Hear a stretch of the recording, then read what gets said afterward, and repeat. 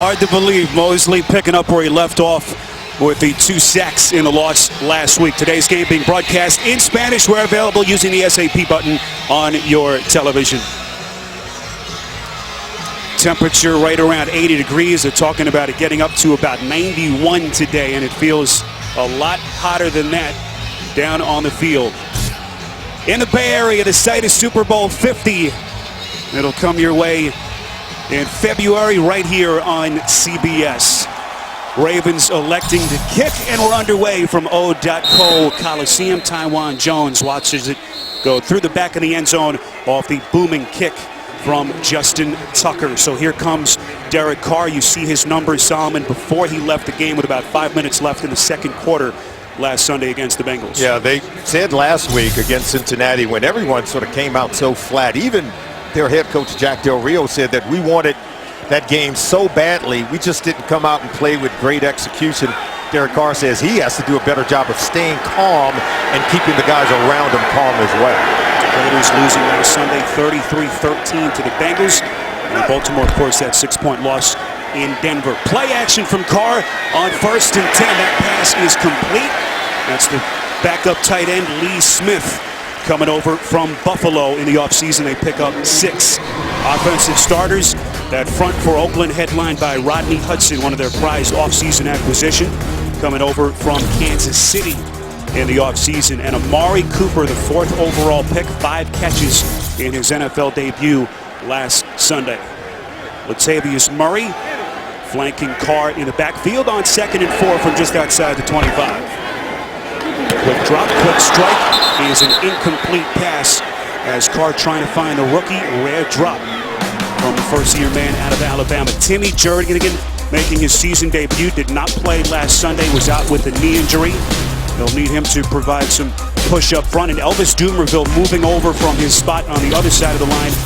He'll play more of a 3-down situational defensive football. And Jimmy Smith, one of the few bright spots in that loss in Denver last Sunday, had that 24-yard pick 6, Baltimore's lone touchdown in that loss. 3rd and 4 after the incompletion. Carr once again from the gun. Carr all day to throw. Finds his man. It's the tight end, Michael Rivera. Very close to that 1st down marker. Needed to get right to the 30. And the official is signaling 1st down Raiders. And Spiro, you can see they want to get these tight ends involved early in the offense here today. You see Rivera lining up in the backfield. He checks out number 81. And so already Lee Smith with 1 reception, and then Rivera, the 2nd reception of the game from Derek Carr. So they want to get the tight ends going. I expect them to get a lot of action today. Oakland's offense struggling to say the least last Sunday. Did not want to play inside Bengals territory until the 4th quarter. Carr just gets it off with the play clock winding down. His 1st down pass over the middle is incomplete. Once again, unable to find Cooper. And what a matchup, Solomon, that'll be there between Cooper and Jimmy Smith throughout this game. Yeah, and Cooper should have made this catch. He's going to come off. And so the rookie has put another one on the ground. Dropped the first one thrown to him. You can see that one's right in there. Jimmy Smith was able to come over, I think, get a hand in, but a couple of drops here today, and you can see what the Raiders have done. Last season, they put it on the ground almost more than any other team. Looks like Cooper is bothered by something. Comes off the field here on 2nd and 10. And that play clock already winding down. You see Carr barking to get his teammates at the line of scrimmage. Little trickery here. This is Latavius Murray on his 1st rush. Baltimore defensive front unfooled. And it'll be 3rd down coming up. Tackle made by Jimmy Smith. Well, you know, Latavius Murray, he's got to get it going as well. And both running backs, they were at the top of the league last year in terms of yards per rush. Justin Forsett for the Ravens led the league with a 5.4 yards per carry average, and Murray right behind him. And both got off to slow starts week 1. They expect, I think, the run game to fuel the attack for both offenses today. So both running backs expected to have big games. 3rd and 8. Carr feeling pressure in front of him. Has his man. It's Cooper. Cooper inside the 10. Into the end zone for the Raiders. Touchdown. 68 yards as Oakland strikes first. How about the rookie Amari Cooper? Dropped his first 2 balls thrown to him today, and then on the third one, it's a jar. It's on a big-time post pattern route, and then watch the throw from Derek Carr. He drops it right over in this area of the field. So the route is well run. He's working man-to-man coverage against Jimmy Smith, and you can see he beat him at the line of scrimmage and then pulled away. Everyone talks about what a polished route runner Amari Cooper is. You saw it right there. Sebastian Janikowski with the point after. Jimmy Smith, one of the people who talked about the rookie's route running as he gets beat early in this game, something you rarely see against Jimmy Smith. 68-yard catch and run from Cooper. They go 80 yards in 2 minutes and 11 seconds. Well, the Raiders have been looking for a franchise wide receiver for the better part of a decade. They think they may have found him in Amari Cooper. Saw him in his first career touchdown catch. Well, he bought a home near his quarterback, Derek Carr. They're neighbors. We asked him about it. He says, yeah, we want to grow closer, he says, but I also want him to throw the ball to me more. Young kid's pretty smart. And if you just joined us, Cooper dropping his first 2 targets. And speaking of Derek Carr, take a look at the shot that he took on that touchdown throw from C.J. Mosley. Well, he's already shown that he's got some toughness. Remember, he's got that injured right hand. And we met with him. We shook that right hand. I said, I don't want to squeeze it too hard. He said, no, it's okay. He says it's as good as it's going to be. He's got some toughness to him. He showed it there. So Joe Flacco takes the field for the first time. This Baltimore offense last week held to 173 yards of total offense, second fewest in the John Harbaugh era. Justin Forsett, the lone set back on 1st and 10. Flacco, quick drop, fires far side. It's Kamar Aiken. Football comes loose, and Oakland has it. A nightmare start continues for the Ravens.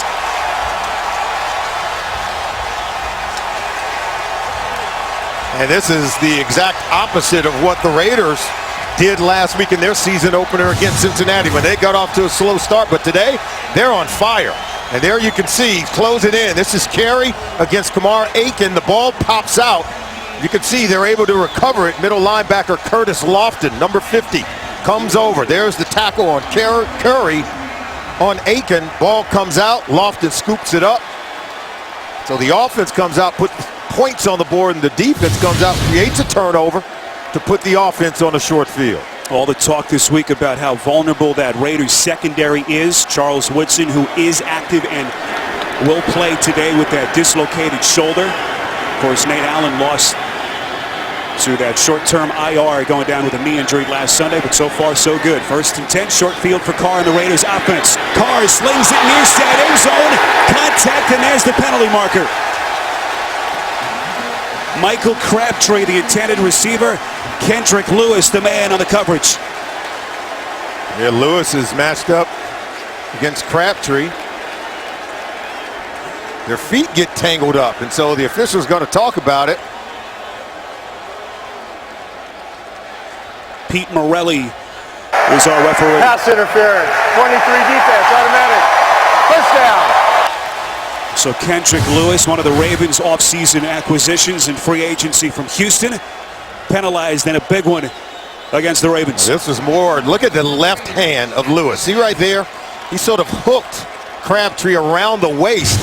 That caused him to stumble more than anything else. The officials were aware of it, penalized the defensive back. 22-yard penalty. And this started about as bad as anyone could have anticipated for the Ravens. 1st and goal, draw play, Murray going right up the gut, inches inside the 5. And his forward progress takes him to the 4. It'll be 2nd and goal. Remember, Spiro, the Baltimore Ravens are without one of their team leaders in Terrell Suggs. Out with that Achilles tendon injury, had surgery on Friday. He's out supposedly for the remainder of the season. Of course, there's some people saying he could make it back. I find it difficult to believe, but right now the Ravens have to rally themselves. There's been talk about where's the leadership going to come from. I think today we're going to find out a lot more about this Ravens team. Well, now this defense on its heels. Trips top of your screen on 2nd and goal. Carr throwing end zone too high. Intended for Rivera. As Baltimore trying to get off the field and limiting Oakland to 3. Down inside the red zone. Carr's going to have to be able to rely on these tight ends. He throws it up high where only his guy could get it, even too high for Rivera. I want you to watch the tight ends down here inside the red zone. Micah Rivera, Clive Wofford, the rookie out of Miami, the 3rd-round pick. He's a big target down here inside the red zone. Look for Carr to get one of those guys the football. Rivera and Smith, 2 tights on 3rd and goal. You see Carr's numbers so far. Carr pump fakes, throws back to the end zone. It's incomplete. Unable to connect with Crabtree. So give that Baltimore defense credit there after they were forced into a short field situation. Then the long penalty on Kendrick Lewis.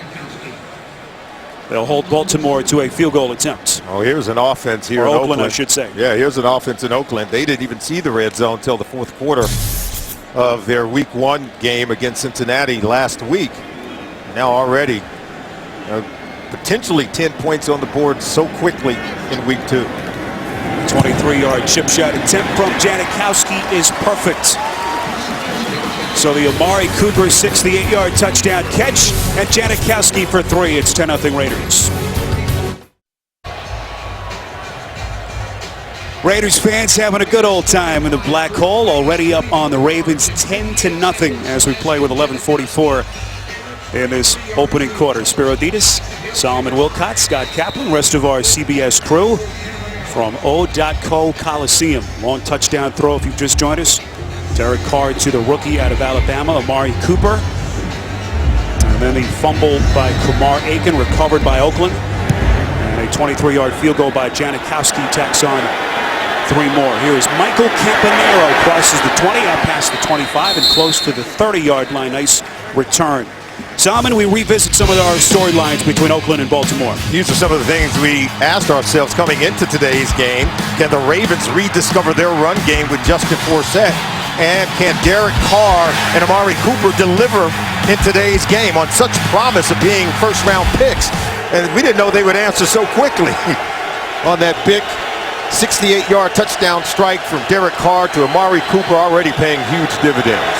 Jack Del Rio, the East Bay native, liking what he is seeing after they laid a dud here in that 33-13 loss to Cincinnati. So Joe Flacco, the former Super Bowl MVP, last week lowest passer rating since week 4 of 2011 as he tries to turn the page. Well, he certainly does need to get it going. Mark Trestman now his 4th offensive coordinator in 4 years. Not what you typically want for your quarterback to have consistency and continuity. Nonetheless, Joe Flacco is making the adjustment. 2nd and 6. Flacco going play action, throwing across his body. Tough pass and an even better catch by Marlon Brown, the 30-year receiver out of Georgia. Offensive starters for the Ravens. We mentioned Eugene Monroe out today with a concussion that he sustained last Sunday. So James Hurst gets the nod at left tackle. Struggled last week against DeMarcus Ware. Steve Smith Sr. had that drop last Sunday. Under a minute left. Baltimore was down 6. Certainly a difficult catch, but one that Steve Smith has made so many times in his career. 1st and 10. Flacco's going to throw it. High arching pass, far side. It is caught. Steve Smith, and now they say out of bounds. Incomplete. What an effort by Smith, but he just ran out of real estate. That would have been Solomon a 39-yard hookup. He's working against T.J. Carey, and you can see he gets 1 foot in bounds, and I think the second one may have even hit on the other side of the chalk. Now, did his backside hit out of bounds before he get the 2nd foot down? It's going to be very close. This one, I think, deserves to be seen again. See, there's 1 foot in, but see his backside hit the ground out of bounds before he could get the 2nd foot on the other side of the chalk. So 2nd and 10. Flacco again going to throw over the middle, caught. That's the tight end Crockett Gilmore, the 2nd-year man out of Colorado State. They pick up 6. Defensive starters for this Oakland defense. C.J. Wilson making the start. Justin Ellis out with that ankle injury sustained last week. Curtis Lofton coming over from New Orleans in the offseason, last 3 years with the Saints. And Taylor Mays making the start. Charles Woodson active and is expected to play, but only in sub packages. And Woodson right now on the field on 3rd and 4. Flacco goes through his progressions, throws near side. It is caught. First down Ravens. It's Aiken. 8 yards, and they move the chains. This is just an excellent play by the quarterback, Joe Flacco. It's his mobility that really allows him to extend this play. And as the defenders began to come towards him, then he allows the receivers to come free at the second level of the defense. See right here, see as the linebackers approaching, he's got the arm strength to whip that out over on the sideline to create a first down opportunity.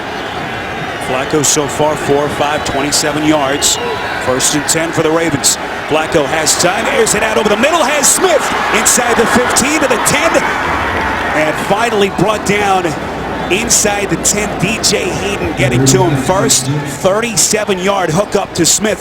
It'll be 1st and goal Ravens. This is an incredible throw from Joe Flacco. Watch him get it over the hands of the defender right there, right into the hands of Steve Smith Sr., who was able to snap that ball right out of midair. Look, he just grabbed that one so quickly before the defenders even knew what happened. Great throw, even better catch.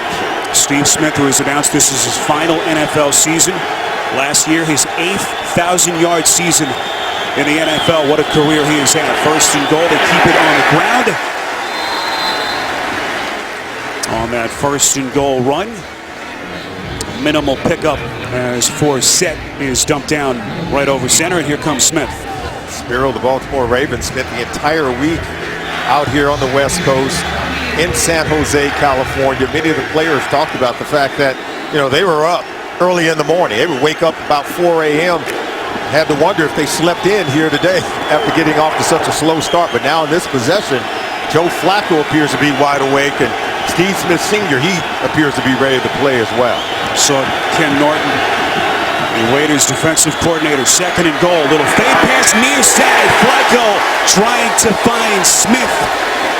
Excellent coverage by Hayden, the 3rd-year corner. It'll be 3rd and goal coming up. They're going to challenge these young corners for the Oakland Raiders. DJ Carey in his 2nd year. DJ Hayden in his 3rd year out of Houston, the former 1st-round pick, able to get a hand up on that ball and keep Steve Smith Sr. from coming down with it. And Steve Smith Sr. is going to have to come up big working against these young corners today, because the Ravens are very inexperienced at tight end. You can see defensive coordinator Ken Norton Jr. is telling those young corners, you're going to have to stay with the veteran receivers to be able to help the defense to hold up. Lorenzo Taliaferro did not play last week with a knee. 3rd and goal pass incomplete. Aiken screaming for a penalty as T.J. Carey, Solomon on a tight coverage, and again that Oakland secondary, supposedly vulnerable, able to hold. One play they go after DJ Hayden in one corner of the end zone. They come back here and they go to the other corner against T.J. Carey. But this one's just thrown a little high, and you can see Carey's, I think, in good position there against Kamari. So Justin Tucker, who ranks as the most accurate kicker in NFL history, 99 for 110 over his 4-year career. That is a 90% conversion rate. On the field defense prior to the snap. After this to the goal, still 4th down. Jack Del Rio looking on, gets an explanation on the penalty. That's Aldon Smith, who of course signed his contract just 2 days before their game against the Bengals last Sunday. The troubled young man who had such a brilliant start to his career in San Francisco, Pro Bowler in 2012. So he played 29 snaps, a lot more than was expected of him after he had just 2 days with his new team last week. So here is Tucker. It'll be a 22-yard attempt after the penalty.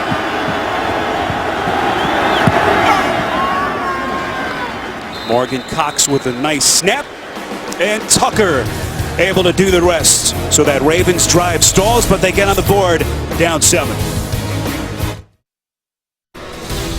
Tonight, week 2 in the NFL continues with Sunday Night Football on NBC. Tomorrow, Monday Night Football on ESPN. A good one. Jets and the Colts. And then Thursday, right here on CBS and NFL Network, the Redskins and the Giants. Washington looking awfully impressive in their game earlier today. You see the Baltimore scoring drive, 66 yards, 10 plays, and the 22-yard field goal by Justin Tucker. Spiro Dedes, Solomon Wilcots, Scott Kaplan, our producer Ryan Galvin, Andy Goldberg, our director, and the rest of our CBS crew here from Oakland. Amari Cooper, Solomon, you like to see the young guys bounce back. A couple of drops, but boy, did he respond. Yeah, last week the Bengals tried to intimidate the rookie. The Ravens want to do the same. He dropped his first 2 balls when he was targeted today, but on this third one, 68 yards, a wonderful route run against man-to-man coverage against one of the better corners in the NFL with Jimmy Smith. He's able to win. And so when you talk about Amari Cooper, everyone talks about how polished he is in terms of his route running ability, his ability to create yards after the catch. And how about this? He can sight adjust, read coverages, and adjust his routes accordingly. And that's what made him the 4th overall pick in the draft. You know, Derek Carr told us that last thing, his ability to adjust, has been what has really blown him away. Number 76, offense. 5-yard penalty remains. First down. That's Jamarcus Webb. You know, we asked Carr, what kind of guy Cooper is, and he told us a great story. Towards the end of their preseason game against Arizona, he went up to Cooper and said, hey, I think we need some extra work. And he said from that point on, he kept it in Amari's hands. The next day, he got a text. Cooper asked him if he was still interested, and Derek said, yeah, sure, let's go. And Amari said, well, I'm already on my way. And they went up the street, threw some balls. He mentioned that Cooper got a place right next door to Carr. And it just shows you what kind of work ethic this young man has. 1st and 15 after the penalty. Latavius Murray with a pickup of 4. Lawrence Guy on the tackle. Yeah, Amari Cooper is one of those players that came out of Alabama. And day one, we set foot on campus in Tuscaloosa. He was immediately a hit. He immediately produced as a true freshman. And after 3 years, he comes out. He's a 1st-round pick. And we talked to him about the speed and the intensity of the game. He said it spiked tremendously from preseason to regular season last week. And you could tell he's hit the ground running here today. 2nd and 11. Play action from Carr. Strikes over the middle to Crabtree. Breaks the tackle. Crosses the 30. C.J. Mosley on the tackle. 12 yards and a Raiders first down. Well, here was Amari Cooper in that game last Sunday. The hit from George Iloka. You see him step over Cooper. It drew an unsportsmanlike penalty, 15 yards. And then Cooper tangled up with Adam Jones. His head slammed against the helmet, and incredibly, Jones not suspended. Solomon fined this week $35,000. We asked Amari Cooper about it. He says, I got to do a better job to protect myself. This is a real class young man. I think he's going to be a tremendous asset to the Oakland Raiders organization. Even John Harbaugh took offense with that behavior from Jones last Sunday. First down pass from Carr, caught by Crabtree, and one in addition, Crabtree has been and will be Solomon for this Oakland offense to try to give some support to Cooper as a penalty marker is thrown. Again, Pete Morelli is our referee.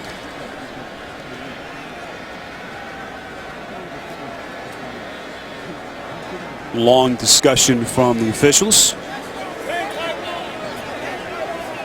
After the play was over, unsportsmanlike conduct, taunting, number 15, offense, 15-yard penalty, and the downtown, 2nd down. Unacceptable from Crabtree. Yeah, he has to set a better example. There's no doubt about it. And even Jack Del Rio said, there are players that have come to us, and we've sat down every player. You can see right there, he's putting the ball in the face of one of the defenders, Darryl Smith. But see, he's on the ground, and right there, that little knee from Smith. And the officials didn't see the first part, and they usually only catch, Spiro, the retaliation. And Crabtree's going to be hit for the penalty. It's not that it was unprovoked, but he's just got to be smarter not to retaliate. Solomon, I take that back. Darryl Smith getting away with it there. 2nd and 23, quick strike over the middle. It's Andre Holmes. All the way out close to the 40 and very close to the first down. Finally brought down by Will Hill after a pickup of 21 yards. Well, Bill Musgrave, the offense coordinator for the Oakland Raiders, He really has this offense clicking here today. He's got Derek Carr looking a little bit more downfield. They're running more vertical routes, and they're looking to hit big plays against this Ravens defense. Didn't know if this offensive line could hold up against the blitzers for this Ravens defense. So Musgrave on the sideline. Marcel Reese flanking Carr in the backfield. 3rd and 2. Carr's pass near side is caught. First down to Cooper. It's a good throw from Carr to get this ball out. You can see right at the knees of Cooper, he's still able to go down and dig it out because Carr was under pressure. He had pressure coming right in his face in the form of Elvis Dumervil, but still able to get that ball out. I'm surprised whether it's Dumervil or whether it's Upshaw, no one is able to get even close to Derek Carr, and he's beginning to get in rhythm. Good numbers for Carr. You can see what Cooper has done, the 68-yard touchdown catch earlier. 1st and 10, Carr rolling out. Pass is incomplete. Excellent coverage by Lardarius Webb, as Crabtree the intended target. Only one more day until the biggest premiere in the universe. You won't want to miss the first new episode of the season, The Big Bang Theory, on its new night tomorrow, 7 Central, right here on CBS. Crabtree continues to battle against this Ravens secondary. Well, these receivers have to make plays, but I expect the tight end. And watch Marcel Reese coming out of the backfield. Carr has completed passes to 5 different receivers. This is Murray as the Raiders keep it on the ground. Murray, there was a revelation towards the last quarter of last season, earned the starting job for those final 4 games. Ran for more than 400 yards, Solomon, on those final 4, and broke out in that Week 12 game against the Chiefs with a career-high 112 yards. I remember that game. He's got power in between the tackles. He's got the speed to turn a short run into a home run and get it into the end zone. This is where Derek Carr, I think, has to be able to keep his offense on the field, give his defense some rest. It's a real hot day today down on that football field. If you can keep this defense on the field, maybe you can wear them down. Roy Helu on the field, the free agent acquisition from the Redskins. Penalty marker thrown. Carr is going to run it well short of the first down. Run out just inside the 48 by Jimmy Smith. Marker thrown behind the line of scrimmage. Appears to be a hold against Oakland. Holding. Number 77 offense. The penalty will be declined. 4th down. That's Austin Howard, the 6th-year tackle out of Northern Iowa. Stepping into that spot vacated by the injured Menelik Watson, who went down with the Achilles in the preseason. First punt today for Marquette King, who had a phenomenal season last year. Just 3 touchbacks all of last season. Really added a touch to his game. Lardarius Webb standing back deep at his own 10. Interesting change here with Steve Smith, who was returning punts last Sunday in Denver. This is Webb. He'll watch it take a Ravens bounce into the end zone. 48-yard punt from King. Flacco back onto the field when we come back. Temperatures right around 90 degrees, 81 on the thermometer, but it feels a lot hotter than that. Down on the field, you see the players on that Oakland side trying to stay cool. 1st and 10, Flacco airs it out over the middle. This is Smith, a 37-yard catch on the last drive, and he's taking that defense for a ride all the way out to the 40, 22 yards. As we go downstairs to Scott Kaplan. Spiro, you mentioned the heat. It is unseasonably hot here in Oakland today, and if you look at the baseball dirt, because remember, this is the last of the multi-use facilities in the NFL, it was watered down before the game, and it is now bone dry. Scott, thanks. You see some of that infield dirt getting chewed up here. 1st and 10. This is Forsett, penalty marker thrown right after the ball was snapped. And here's Pete Morelli. Offside. Number 96 defense lined up in the neutral zone. 5-yard penalty remains. 1st down. It's to Nico Autry, the 2nd-year backup defensive lineman out of Mississippi State. Solomon, you've played in that heat. Feels like they're in about the midway point of the preseason. with this temperature. Yeah, and that's what training camp is for, right? you gotta put yourself through it, through the training camp and preseason process, because you're gonna find yourself at a 1 o'clock kickoff with high heat and humidity, and you have to be able to play in it.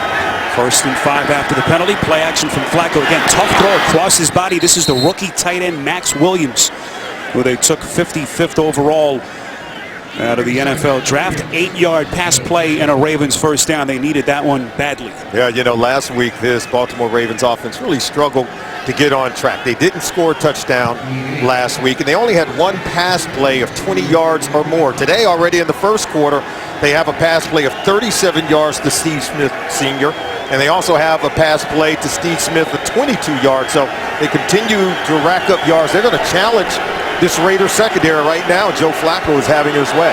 7 completions from Flacco to 5 different receivers. 1st and 10. Flacco takes a shot, has his man wide open, underthrew Aiken, and it's incomplete. Aiken had about 4 steps on his man TJ Carey, and Flacco just missed him. Joe Flacco's got to be upset with himself on this one, because no one in this league throws a better deep ball than Joe Flacco. Clearly underthrows Kamar Aiken. He can't stop himself to come back to it, and Flacco's just got to throw this one out in front of him. He sort of laid it up because Kamar Aiken was so wide open on that play. Flacco last season, the best statistical year of his 8-year career. Highest scoring offense in Ravens history, over 25 points. And a record in total offense per game. 2nd and 10 for Set. Scooting his way across the 35 down to the 30. And a 16-yard first down run. Charles Woodson playing with that dislocated shoulder on the tackle. Spiro, they changed offense coordinators, but they kept the same zone running system that allowed Justin Forsett to average 5.4 yards per carry 1 year ago, best in the NFL. And you can see now he's starting to get some rhythm. If he can get to the edge and get to the second level, that's when you see this offense truly come alive. 1st and 10. Keep it on the ground to Taliaferro, again making his season debut. What a story Forsett was last year. Began the year as their 3rd string running back, a journeyman before last season, and then of course everything changed. Had the year of his life, nearly 1,300 yards rushing. Well, you go back to 2012 when the Ravens won the Super Bowl. Remember, they began the year with their offensive coordinator was Cam Cameron. Then Jim Caldwell became the coordinator, and they got hot offensively for their head coach John Harbaugh, and then Gary Kubiak, and now Mark Trestman. So they've had some good coordinators, and Joe Flacco's had to learn a lot over the years. Final play of the quarter, quick strike over the middle. It's caught. Gilmore into the end zone for the Ravens touchdown. 26 yards on the catch and run as Baltimore with its first offensive touchdown of the season. Well, they're in a single high safety. That means there's going to be some opportunities to throw the ball in the seam. There's a single high safety, and that's going to be Charles Woodson. And then you can see the tight end. He's just going to get into the seam. They don't jam him. They don't disrupt his route. Look, he's so wide open. You or I could have made that throw. Well, maybe I could have. I'm giving you the benefit of the doubt as well, Spiro. But that was an excellent read by Joe Flacco on the single high look, and then just an easy throw for the touchdown.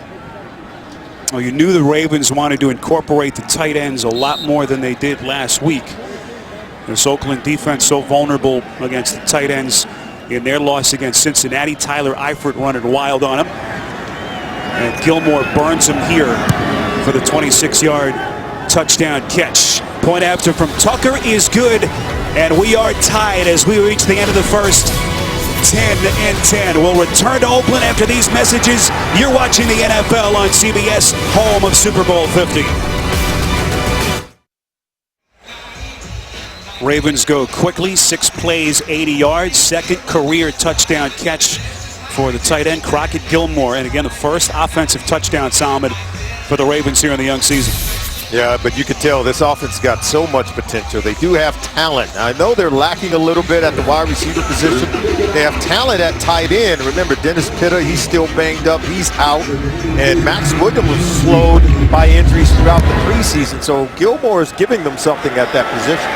Pitta, of course, is such a huge target for Flacco. Multiple fractures to his hip. Taiwan Jones watches that through the back of the end zone. All tied at 10 on CBS. Tomorrow on CBS, the geniuses from last season's hit drama are back. Don't miss the season premiere of Scorpion tomorrow at 9/8 Central, only CBS. Ravens with 10 unanswered points. As you see some of the passing leaders around the NFL in week 2, a huge win for Tom Brady and the Patriots as New England rolls into Buffalo. Beats the Bills handily. 1st and 10, Derek Carr, play action. So effective off play action last season. Completes over the middle. It's Marcel Reese diving towards the sideline. 16 yards and a first down. C.J. Mosley is going to be the one in coverage. He's a talented linebacker. I think a future star in the National Football League. But he's got to be able to lock in and keep running. And see, he allows Reese to clear just a little bit to make that catch. But, you know, Carr's a tough one. I'll tell you what, he'll stand in there and take a lick from Elvis Dumerville. He knew he had to hang in there. Still made the throw for the completion. 6 different receivers to catch a pass for the Raiders. 1st and 10, they keep it on the ground. This is Latavius Murray. Crosses the 40-yard line, tackled by Darryl Smith. We go downstairs to Scott. You know, Solomon is talking about Derek Carr being as tough as he is. And, you know, he said last week this team was just emotionally bankrupt. He talked about how he couldn't get anything going. And here he is again. 2nd and 5, Carr is going to roll out on the run. His pass is caught. Had his man wide open. It's Crabtree for another Oakland first down. 37 yards up the far side. Well, watch, he'll get open, and he's wide open on this one. This one's underthrown by Carr. These receivers are getting so wide open that they can't really get the ball to him. Ladarius Webb dropped coverage. But Crabtree was able to come back to it and complete the catch. And it looks like Webb is hurt. Just kind of came up hobbled. What a tough break for Baltimore in the middle of that play. Leaving them vulnerable in the back end. Crabtree was all alone. We've seen receivers come wide open today. And how do you drop coverage like that? How do you, if you're Ladarius Webb, you're in man-to-man coverage against Michael Crabtree, and you get turned around and Crabtree came wide open. Carr just didn't push the ball down the field. I think it was the fear of potentially overthrowing Crabtree, and he underthrows him. And then you can see he takes Ladarius Webb for a ride. It looked as if Crabtree landed on top of Ladarius Webb. And Webb, who was finally healthy this season, labored through last season that painful back injury that involved a hematoma that pressed a nerve, eventually had the leg muscles atrophy. Gritted his way through that, finally started to come on late in the year, but he has to leave the game, at least for the moment. 1st and 10, Carr from the gun, slings it over the middle, and it is caught! Incredible catch by Holmes in traffic. Penalty marker is thrown. Well, he was in a defenseless position. It was a bang-bang play, but great throw from Carr. Holding. Number 24 defense. Penalty is declined. Result of the play is a first down. Kyle Arrington on the penalty. 21-yard catch. Incredible job by Holmes. Taking the hit. It'll be 1st and goal. Yeah, it is a great catch. Took a lot of courage from Andre Holmes. He's a big-bodied receiver. He's a talent with excellent speed. But with that framework, they're going to run him right into the teeth of the defense. And there you see Kendrick Lewis comes up with the shoulder. He turned ahead and kept the helmet out of contact. 1st and goal, Murray, the long setback. It's Rivera in motion. Murray trying to punch it in, and he's into the end zone. And Oakland back in front.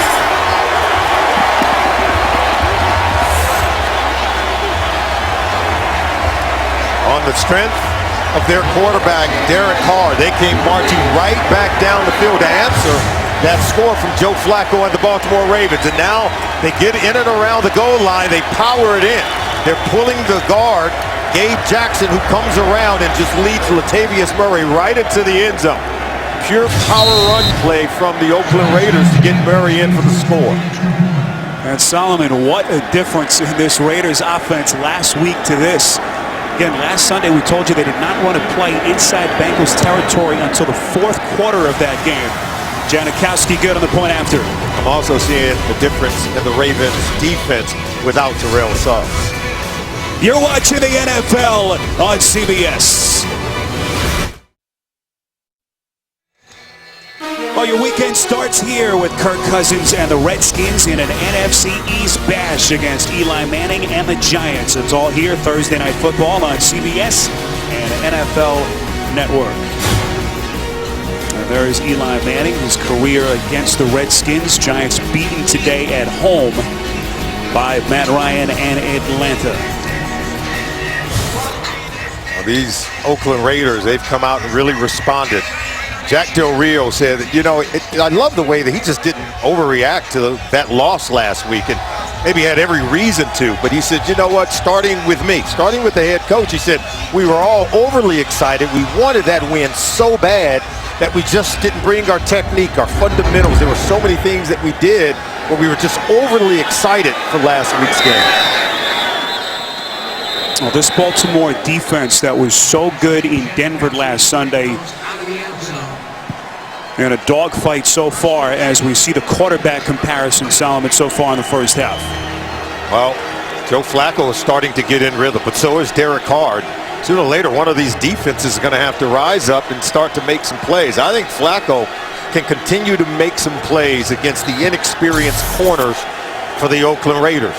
And we saw in that last possession by the Ravens, they were running the seams against the single high defense, and that's the vulnerable areas in their coverage.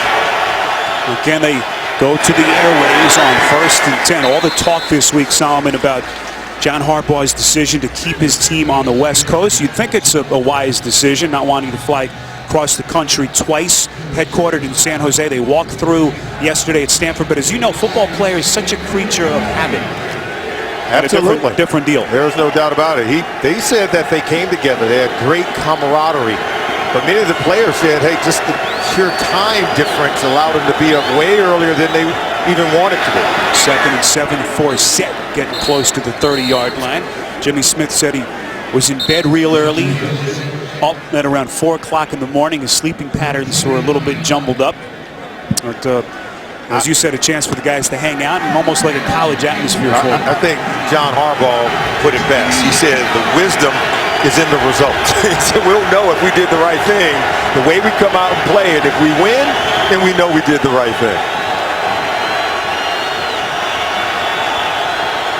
Ravens go 3 tight ends. It's a quarterback sneak from Flacco, 3rd and a short one. They needed to get to the 30, and I don't think he got it. 4th down. Now this is where the Ravens really need their run game to show up. They're playing with 2 inexperienced right tackles. They go off the right side behind their guard, Marshall Yanda. He's the best player on that offensive line. It's a quarterback sneak, and you can see Flacco gets knocked backwards. Marshall Yanda is trying to get some push, some movement up front, but very stout Raiders defense. And now on 4th down, looks like the Ravens are going to go for it. Solomon, you like this decision? They're running out of time. They're going to snap the ball very quickly. Okay, they reset the clock. 4th down and inches. Pitch play for Set. Can he get to the edge? Beating Lofton. What an effort by Forsett. Getting the first down for the Ravens. No signal yet. It certainly appeared as though he had it. Before they even signal, I want to answer your question. I don't think they should have gone for it. I would have preferred to see them punt because I think the defense has got to show up and start to make some plays. It looks like they may get it. And it is a first down, so John Harbaugh rolling the dice, trying to give his team a shot in the arm, and Forsett rewards him. Javaris Allen, the rookie running back, and a Southern Cal, their 4th-round pick, on the field for the first time. Flacco play action over the middle. It's caught. First down and more. Gilmore, who had the tight end earlier, inside the 35 and close to the 30 of Oakland territory. 38-yard catch and run, and what a half so far for Gilmore. And again, it's single high safety. That's going to be Charles Woodson, and then you see Gilmore come across. Now watch Woodson. You know, he's dealing with a separated shoulder. He doesn't want to make the tackle. And look, right there, he's got to be able to make the tackle. He misses on Gilmore, who was actually lined up at the bottom of the screen. Thought he was coming across the formation, but If you're Woodson, you've got to be able to make that tackle. Don't allow yards after the catch. Gilmore, who last year as a rookie had just 10 catches all season. Today, 3 catches, 70 yards, including the 26-yard touchdown. 12 men on defense, 5-yard penalty, still first down. Well, now Ken Norton Jr. And this defense in some disarray as Jack Del Rio looks on.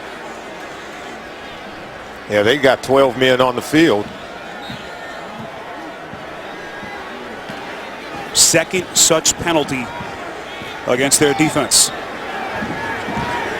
Norton, last 5 years in Seattle, as Pete Carroll's linebackers coach, trying to revitalize this Raiders defense. 1st and 5 after the penalty. Flacco's got all day. Little sidearm throw to the fullback Kyle Juszczyk. Ducks inside the 20, close to the 16. Another Ravens first down. And suddenly this Baltimore offense, Solomon, has it going. 11 yards to Juszczyk. But if you notice, Joe Flacco's got all day to stand in the pocket and find time to throw the ball. This offense is really starting to heat up. Joe Flacco's getting warm. He's challenging the Raiders defense. They're not doing any kind of job in terms of generating a pass rush to get pressure and move Joe Flacco out of the pocket. Allen the lone setback. Here's the rookie. Breaking the initial tackle, tripped up by Taylor Mays, who was re-signed by Oakland this week. Released by Jack Del Rio at the end of the preseason. But Nate Allen, as we told you, out on the short-term IR, so Mays gets another shot and comes up with the tackle. Yeah, and this is a new scheme, remember, brought in by their defensive coordinator, Ken Norton Jr. Brought in that 4-3 scheme from Seattle. We see Earl Thomas on the back end of that defense. Charles Woodson's playing that same position, but you can tell they're just not in sync. 8th play of the drive, they started from their own 20. Quick strike over the middle, that's Allen again. And brought down right after the catch. They pick up 2. It'll be 3rd down coming up. And when we talked to Charles Woodson, he said that the defensive scheme that brought in by Ken Norton Jr. is very basic, but yet and still all 11 guys have to be able to play fast. They've got to be able to really understand the scheme and know where they're supposed to be. So I think they lack just a great understanding in terms of experience within this system, and that's what Ken Norton Jr. is fighting against. Inexperienced players within his system. It's going to take some time for it to gel. Looks like a timeout was taken by Oakland. Well, they've had some confusion trying to get themselves set. They burned their first timeout. 3rd and 3. Flacco, Solomon starting to carve him up. What do you do here? Yeah, and you know what? They only have one of their tight ends in the game. I think it's Gilmore. You love to be able to get him matched up on someone. Lorenzo Taliaferro flanking Flacco on 3rd and 3. Raiders coming. Quick strike. It's Gilmore. Inside the 5. He'll have the first down. He's still going. And he's into the end zone. Monstrous effort from Gilmore. His 2nd touchdown catch. 14 yards from Flacco, and Baltimore on the verge of tying it. This is an offense. They're struggling at the wide receiver position, but watch Gilmore. He is a great matchup. He goes 6'6", 250. Now watch him finish off this catch. Curtis Lofton can't get him down on the ground. DJ Hayden can't get him down on the ground. He drags 2 Oakland Raider defenders into the end zone. Big, strong, powerful, perfect matchup against linebackers and defensive backs. What an added layer Gilmore would give Flacco in this offense if he could keep this kind of production. As Tucker's point after from 33 yards is good. These two offenses starting to pick up some steam, all tied at 17. You're watching the NFL on CBS. Well, on September the 10th, the Raiders partnered with the nonprofit 18 Reasons Cooking Matters at the Davis Street Family Resource Center. They participated in after-school cooking classes with 25 bilingual students to cook healthy alternatives to traditional Hispanic meals and learn healthy eating techniques. Classes taught in both Spanish and English. And Jack Del Rio coaching his hometown team right here from the East Bay. Starred at Hayward High School, one of their top all-time football players. Waited 4 years to get his next shot at a head coaching job. And what a start for them here in week number 2 as the Ravens able to answer and tie this game at 17. We go downstairs again to Scott Kaplan. Spiro and Solomon, both of these offenses moving the ball very well, but defensively, both teams seem to be struggling. I think you can deduce on the Baltimore side, the loss of Terrell Suggs is a really, really big deal. On the Oakland side, Aldon Smith is getting a lot more playing time in for Ray Armstrong at the outside linebacker position. He's only been here a short period of time. So on the Oakland side, when you consider new coaching, a lot of new players, a whole new system, we understand a little bit of why Oakland is struggling defensively. Heck of a learning curve, Scott. Smith, who still has to deal with the arraignment in early October, right now focused on football, getting extensive time. This is Amari Cooper, who had the long 68-yard touchdown catch in the first quarter, making guys miss. 8 yards, finally stopped by Elvis Dumerville. And there you see some of the abilities we talked about with Amari Cooper. He's very smooth, very polished, and now you're going to see a penalty flag go up because there's a skirmish down on the field. But you saw Cooper creating yards after the catch, even breaking tackles to create yards after contact. After the play was over, personal foul, unnecessary roughness, late hit, number 22, defense. 15-yard penalty, automatic first down. Or Jimmy Smith having a rough first half. He was beat on the touchdown by Cooper early, and Solomon a huge penalty on Smith right there. Yeah, Smith's got to be able to keep his cool. Remember, he was lost to a foot injury midway point through last year, ended his season. I thought he was shaping up to be one of the elite corners in the National Football League. He told us yesterday, he says, well, not quite 100%, but he still can play at a very high level, but he's got to play with a calmer head and with more consistency. Foot sprain on the season, ended his year after just 8 games. Quick strike, this is Cooper, catch and run on the 1st and 10 pass. Will Hill able to force him out of bounds. 6-yard catch from Cooper. Well, these two, Solomon, they've been looking for a franchise quarterback and a wide receiver, and they certainly hope that they have their tandem in Carr and Cooper. And what did Jack Del Rio tell us about his quarterback and wide receiver tandem? He said these are foundational players that the Raiders organization will be able to build upon, not simply because of their talent. I think that's a plus, but just the way they carry themselves within and outside of the building. 2nd and 4. Here's Tywan Jones able to sneak his way just inside Ravens territory, and now the physical play after the whistle continuing. We saw Donald Penn trying to come to the defense of his teammates. It'll be 3rd and short coming up as they mark it just inside that Ravens side of the field. Well, guys have to be able to keep their calm, and Jack Del Rio talks about his players not getting overexcited. They wanted to really be able to calm themselves today and not be overly excited. Today was really about execution and being able to go out and make plays. No penalty markers gone, so it's a 3rd and 2. Carr works from the shotgun where he has been so effective. Quick strike, far side. It's Jones. Split out at the top of your screen by their coordinator, Bill Musgrave. And Musgrave, that new offense, quick, up-tempo, very similar, Solomon, to what Carr ran at Fresno State. Yeah, and there's C.J. Mosley, very active in Denver 1 week ago. And, he's one of those players that I expect to be one of the next great players in a long lineage of great defensive players for the Baltimore Ravens. Last year was a first-round pick, and had it not been for Aaron Donald of the St. Louis Rams winning Rookie of the Year on the defensive side of the ball, I think C.J. Mosley would have been an easy pick. Made the first rookie team last year, was just a real phenomenal player. There's Murray the burst on 1st and 10. Mosley, first Ravens rookie, voted to the Pro Bowl last season. Albert McClellan on the tackle, a pickup of 8. Take a look. There's Darryl Smith, C.J. Mosley coming downhill, be able to make that tackle.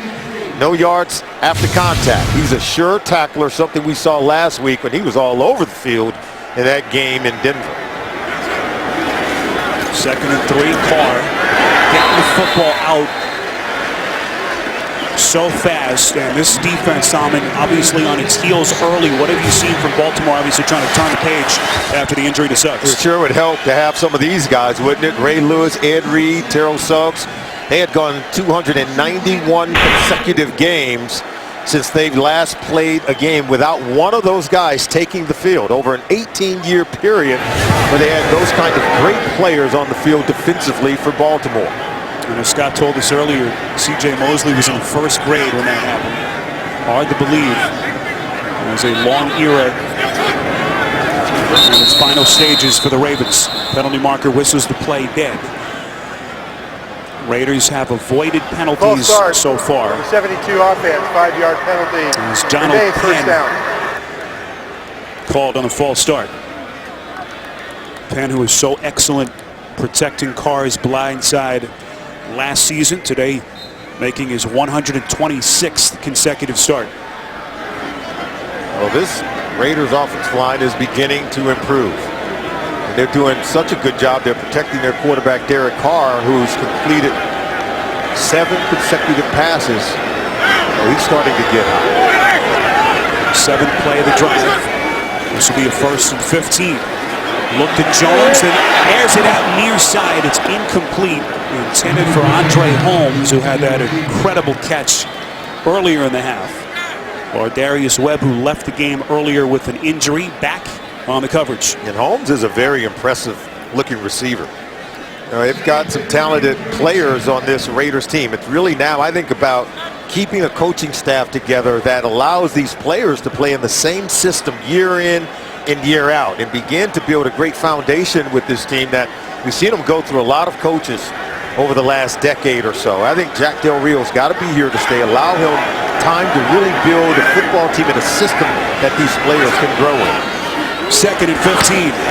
Carr completes, make it 8. Or I should say, after that last incompletion, completes again. It completed 7 straight before that incompletion to Holmes. That time able to connect with Cooper for 5 yards. Well, we came in asking, could Amari Cooper, Derek Carr, live up to promise. So far, they're off to a good start today. Cooper's got 5 catches, 95 yards, almost his first 100-yard receiving game of his career, and only his 2nd career game.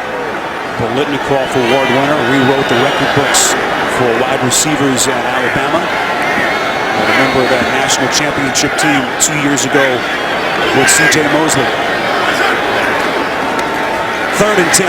Carr backpedaling, completes over the middle. It's the tight end, the rookie Clive Walford, 3rd-round pick out of Miami, who played 24 snaps in his NFL debut last week. That time they pick up 4, but well short of the first down. Walford's one of those promising tight ends. I think along with Rivera and Lee Smith, you couple in the fullback, Marcel Reese, tremendous check down outlets for their quarterback. They're going to have to settle for a field goal, but right now both teams are doing a good job of getting productive points out of each possession. 46-yard attempt from Janikowski. 16th NFL season. You see the play clock winding down. The Raiders forced to burn a timeout. That'll be their 2nd. So a chance for Janikowski to think about it a little bit with this game tied at 17. Well, fans, you can replay every game from the 2015 season on demand with NFL Game Pass. Visit NFL.com/Game Pass and start your free trial today. We're in Oakland, O.Co Coliseum. Temperatures right around 90 degrees on a hot and hazy Bay Area day. You see some of the statistical numbers. And we have had some fireworks on so far in this first half. And they all have come by way of the passing game. The quarterbacks have gotten hot. The running games haven't really taken flight and began to turn out yards, but the receivers, whether it's Amari Cooper, Steve Smith Sr., and the tight ends, I think on both teams are being very productive. Gilmore, tight end for the Ravens, he already has 2 touchdown receptions from Joe Flacco. Had 1 all of last season as a rookie. Gilmore so far 4 catches, 79 yards in this game, and 16 different receivers between the 2 teams have caught a pass.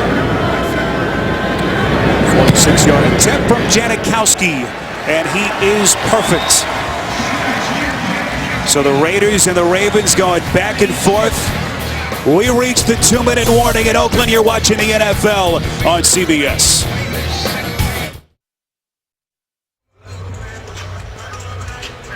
Both the Raiders and the Ravens trying to break through at 0-1 here in week 2, and this one big for both teams for obvious reasons. But if you look at the Ravens after today, Solomon, they face their 2 biggest division rivals, Cincinnati and Pittsburgh, over a 5-day span beginning next Sunday, putting even more pressure on them to get that win here today. There you can ill afford to get off to that 0-2 start and dig a huge hole for yourself. Ravens have never started 0-2 under John Harbaugh. That one through the back of the end zone. Flacco with 2 minutes left when we come back.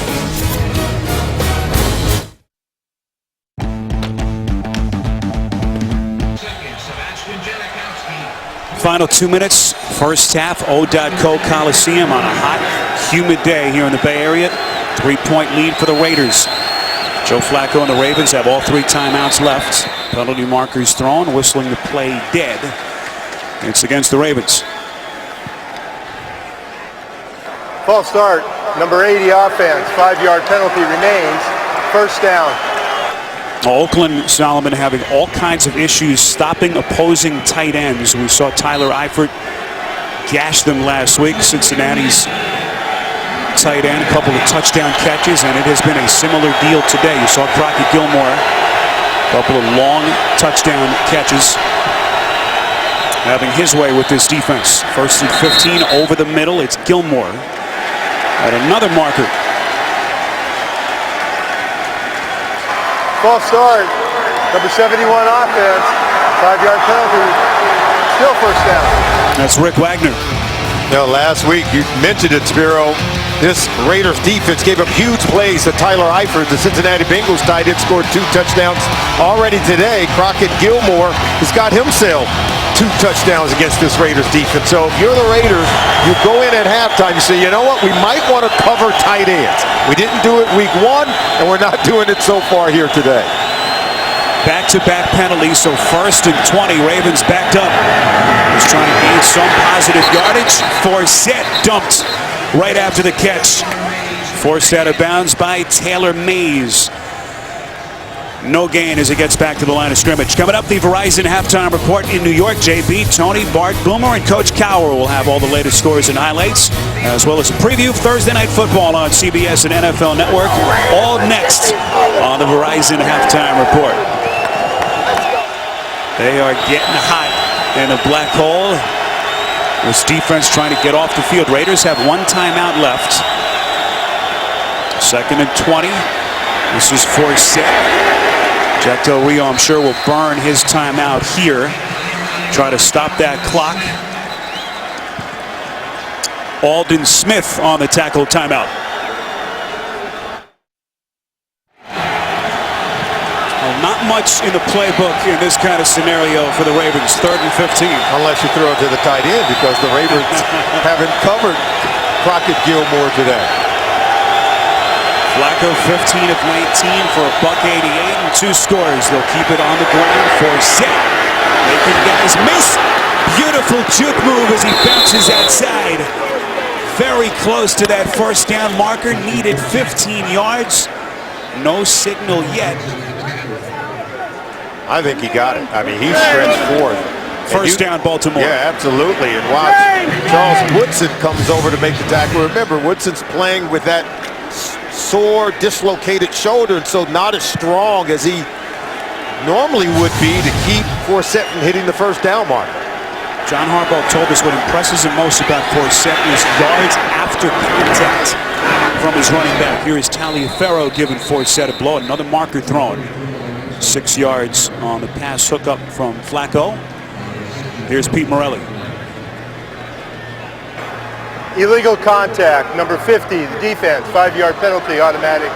First down. That's Curtis Lofton, so another first down. After the penalty, Lofton, who has never missed a game in his 8-year NFL career. Last 3 years in New Orleans with the Saints. 1st and 10. Ravens have all 3 timeouts left. And still plenty of clock, 59 seconds. Flacco surveys the defense. Strikes, completes to Smith, making guys miss. And Steve Smith inside Raiders territory. 20 yards out of bounds. Clock stops. Malcolm Smith finally got to him. And right now, the Raiders have to do a better job of tackling in space. Not doing a good job of... All you got to do is get Steve Smith out of bounds right there. Use your leverage. But when you whiff, you allow him to create yards after the catch. Nico Thorpe missing the tackle on that play. See Smith's numbers so far, 3 catches for 69 yards. Some prolific numbers today from both teams. 1st and 10, Flacco. Far side perfectly puts the touch on that pass to Smith. And now they say incomplete. Smith was out of bounds. It's an excellent route run by Steve Smith Sr. He's working against DJ Hayden. But look, he catches it, and then when he hits out of bounds, look, the ball comes out. Nico Thorpe comes over, a jarring hit. Right there, knocks the ball out. Can't throw a better ball than that from Flacco. But what a defensive recovery, and Smith, who is as tough as they come, being looked at on that sideline. Prior to the snap, we will have a review of the previous play. So that last pass play will be looked at again. 3-point Raiders lead with under a minute left, first half.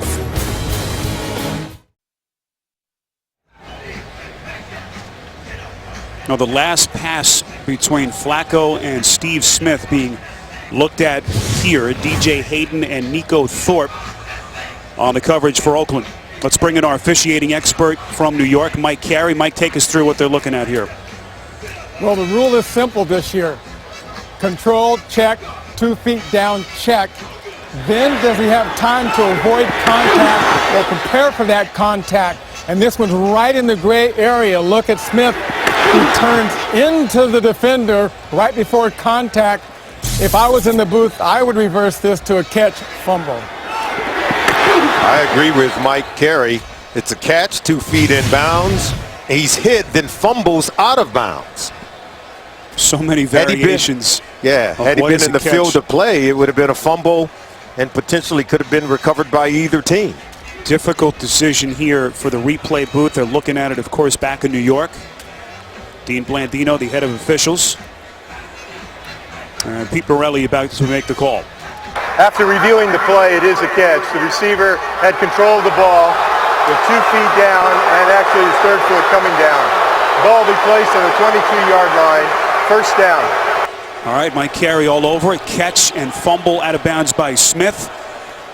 And Solomon all over it as well. 23 yards on the hook up to Smith. And what a play for Smith, Solomon, who took a vicious hit. And I always lean on the experts. That's why we have Mike Carey. He can help us out with that. But that's one of those plays that, remember, there was a point of emphasis that they needed to clarify what constitutes a catch throughout the offseason. I thought they did a really good job, and there you see an example of it.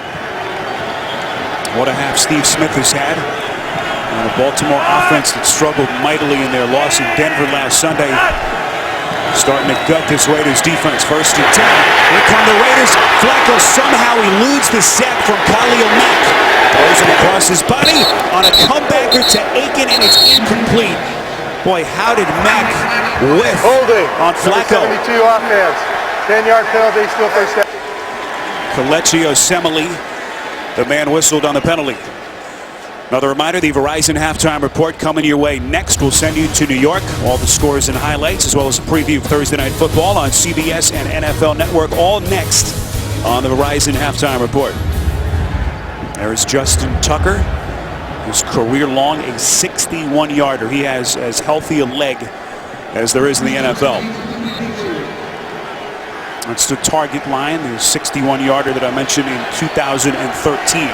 Darren Waller, their rookie wide receiver, 6th-round pick in the slot towards the top of your screen.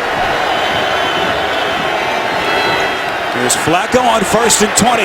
Is it out? Far side, incomplete. And trying to locate the rookie Waller, Nico Thorpe, Solomon, on the good coverage. It looked like he was in trouble, too. All you got to do is fight back to the ball here because Thorpe is playing blind. And you might say, well, why is it that pass interference? Because the ball was so severely underthrown. I think if the receiver worked his way back to the ball, I think contact would have been initiated by Thorpe, and I think the officials have to throw the penalty flag. Oh, can this Oakland defense generate any kind of pass rush? Dormant last week. Nothing so far today. Here's Forsett. So dangerous. Inches close to the 20. Baltimore, again, still has all 3 of their timeouts. Forsett picks up 11. Larry Asante on the tackle. And now the Ravens will take their first time out. What a day it's been so far for Steve Smith. Yeah, he needs to come out and make some plays, and boy, did he get it going in the first quarter. Started making plays, and then he's able to shake loose from defenders, break tackles. A 15-year veteran out here on this hot and humid day and still making plays in his home state of California. He's beaten the Ravens secondary repeatedly. 4 catches, 92 yards, yet to get into the end zone. You know, he only 2 catches 1 week ago in Denver. He came in here determined to have a big game here today. He was targeted 7 times in that loss in Denver last Sunday by Flacco. But a far different set of results, at least through 1/2 here. Where does John Harbaugh's offense go on 3rd and 9 with 24 seconds left?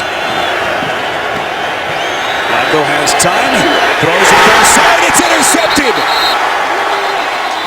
Malcolm Smith on the pick, but a penalty marker coming in after it was taken.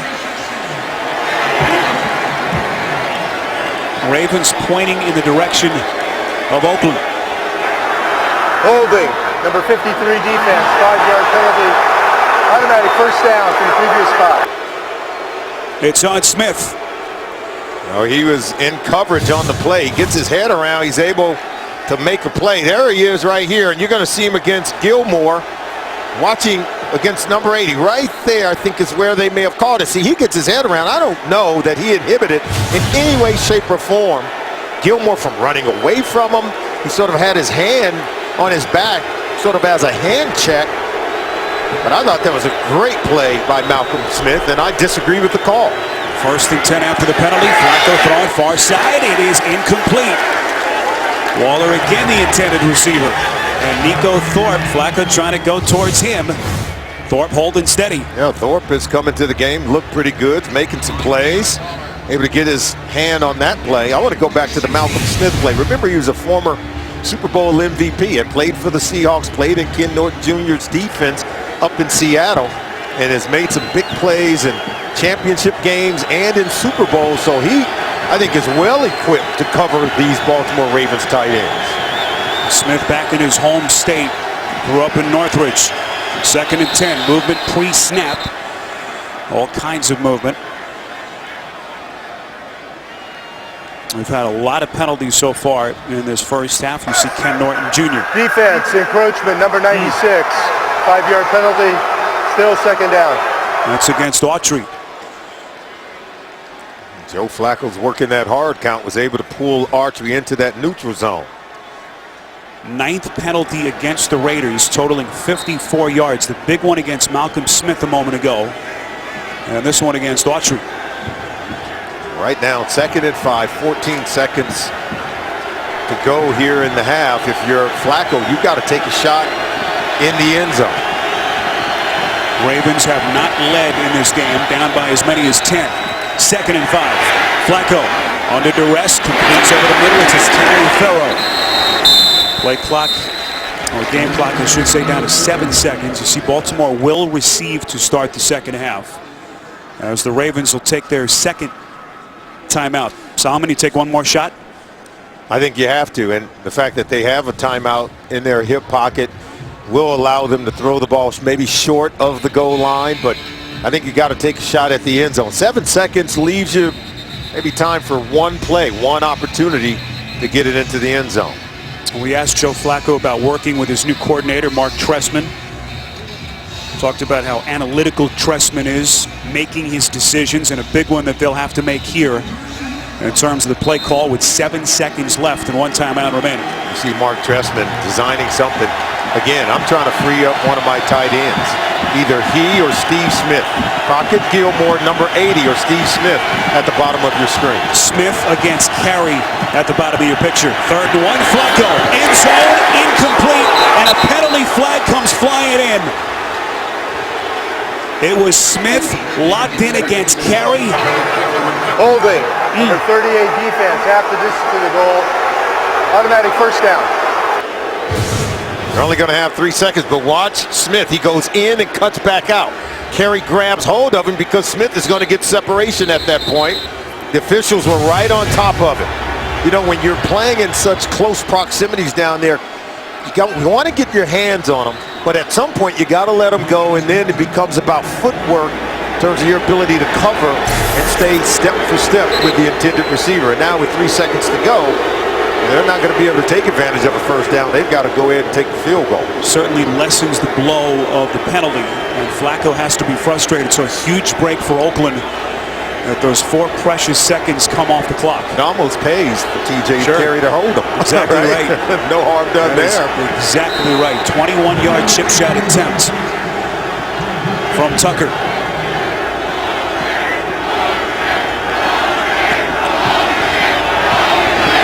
Tucker, the Pro Bowler in 2013. At one point hit 33 consecutive field goals that season. And he is perfect yet again. What a first half. The Raiders jumped on Baltimore early, 10-0 lead before Joe Flacco and the Ravens responded. And we are tied at 20 as we reach halftime here in Oakland. John Harbaugh and the Ravens looking to avoid that 0-2 start before they look ahead to the Bengals and Steelers over the next couple of weeks. And of course, Jack Del Rio and Oakland trying to pick up the pieces and bounce back after that very disheartening performance here in their season opener last Sunday. Fantastic quarterback numbers from both sides. Derek Carr, 228 yards passing, a touchdown. And Flacco, 18 for 24, 225, and 2 scores. As we go downstairs to Scott Kaplan. Coach, clearly the tight end is a target. Joe Flacco's been able to use it all day. How do you take away the tight end, and how do you ramp up some pass rush in the second half? Yeah, that's what we got to figure out, and they have to figure out how to stop us. You know, 2 offenses are pretty much having their way. Good ball game, fighting hard. Look, like where we are. Look, we just got to come out and play better football in the second half. Well, like you said, last week was not indicative of who you thought the Raiders were. You seem satisfied with the first half. I wouldn't say satisfied. I just say we're going to keep playing. Whoever figures out how to slow the other down on defense is going to have a good day. All right, Coach, thank you and good luck. Back up to you, Spiro. All right, Scott, that takes us to the end of the first half. All tied at 20. We'll be back with the Verizon after the end of the first half. All tied at 20. We'll be back with the Verizon halftime report next. You're watching the NFL on CBS.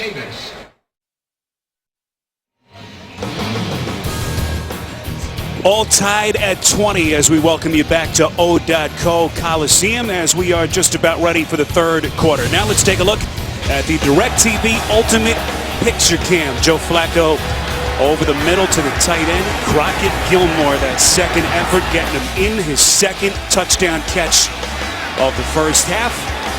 And as the Ravens able to come back from 10 down and able to tie it with that late field goal from Justin Tucker at 20. Spiro Dedes, and Will Cox. We'll hear from Scott Kaplan in just a couple of minutes.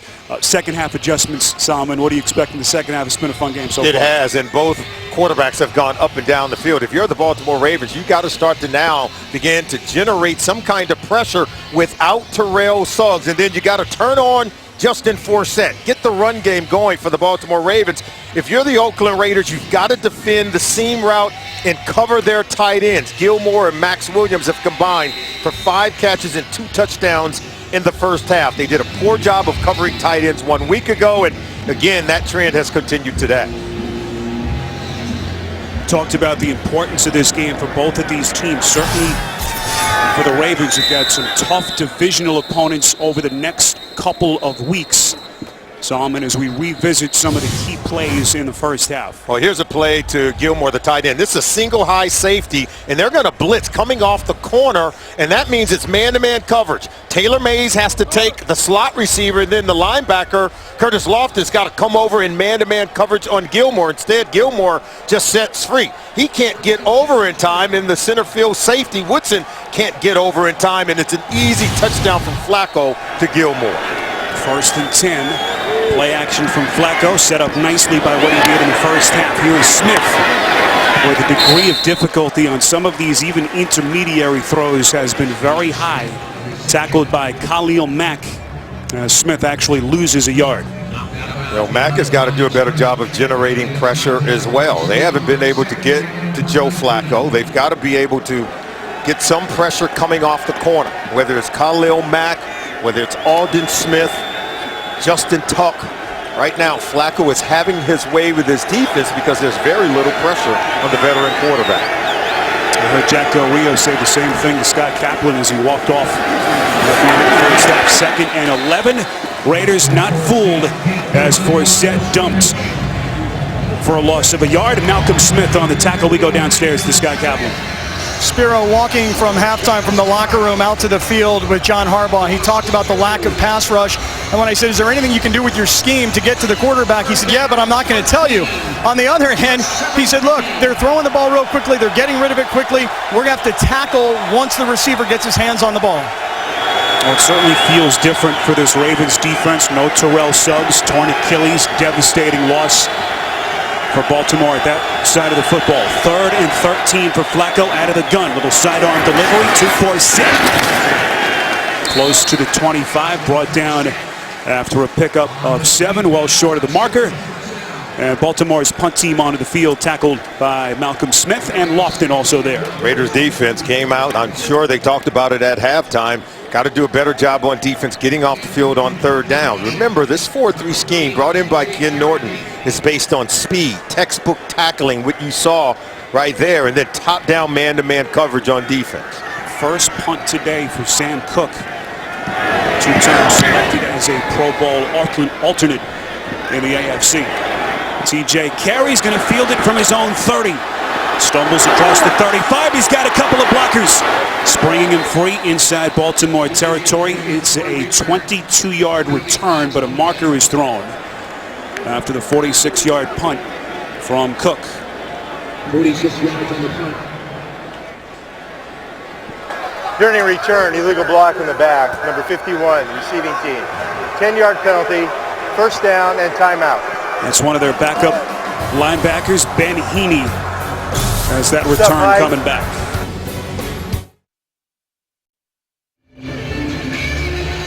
Well, Derek Carr, a question mark on whether he would play after going down with that deep bruise on his right throwing thumb late in the first half last Sunday. Quickly put those questions to bed with what was a marvelous first half. You saw that last stat. First Raiders quarterback since Carson Palmer in 2012 to throw for 200+ yards in the first half. 1st and 10. Carr's going to roll out. Pump fakes. Fires on the run. Intended for Crabtree. It's incomplete. We talked with him on Friday, Sam. He said there was little to no chance that he was going to sit this game out. He understands his responsibility to this team, and boy, did he come out making plays. He said he had to stay calm. He had to control the excitement and energy he felt last week, which he felt threw him off his game. Well, he was able to suppress that and come out and play at a very high level in the first half of this ball game. Now he's got to figure out how to win, how to close out games against top competition in the National Football League. But he understands what he means to this organization to be available each and every Sunday. 2nd and 10. Carr under center. Play action. Fakes the handoff to Murray. And the pass intended for Reese is incomplete. And another penalty marker comes in from that Ravens secondary. Courtney Upshaw was dropping back in coverage. Pass interference, number 91 defense. Automatic 1st down. And it's on Upshaw. Yeah, Upshaw's working against Marcel Reese. We told you they were going to go to Reese sooner or later. Reese had 2 touchdown receptions in the 4th quarter of last week's game in space. Not sure that Upshaw is up to the challenge. Thought he had good positioning, but yet using his hands in coverage beyond that 5-yard boundary where you're allowed to grab, hold, and control the receiver. Once you get beyond 5 yards up the field, you got to move your feet and take your hands off the receiver. So 1st and 10 after the penalty. Latavius Murray flanking Carr. And spotted just outside the 42. Quick strike. This is Cooper, the rookie, turning those legs close to the 50 and run out of bounds at around the 47 by Jimmy Smith. Tuesday, it's a matchup you don't want to miss. Stephen Colbert goes one-on-one with Donald Trump this Tuesday on The Late Show with Stephen Colbert. Early stages, 2nd half. Spiro Dita, Solomon Wilcox, Scott Kaplan. 2nd and 5. Another quick strike from Carr. Murray out of the backfield. And just to go back to Carr, we spent a lot of time with him on Friday. Solomon, he's such a likable kid. He's humble, and it's so clear and genuine that he wants to be great with his franchise that has been searching for a franchise quarterback for so long. Yeah, and I asked him, I said, you know, how do you play the position? He said, the #1 goal, protect the football. He certainly has done that here. That's a completion to Crabtree, who feels like he's got the first down, and it is as they move the chains yet again. And Spiro, he said, not only does he have to protect the ball, he says, I got to protect myself. I learned that watching my brother play in Houston.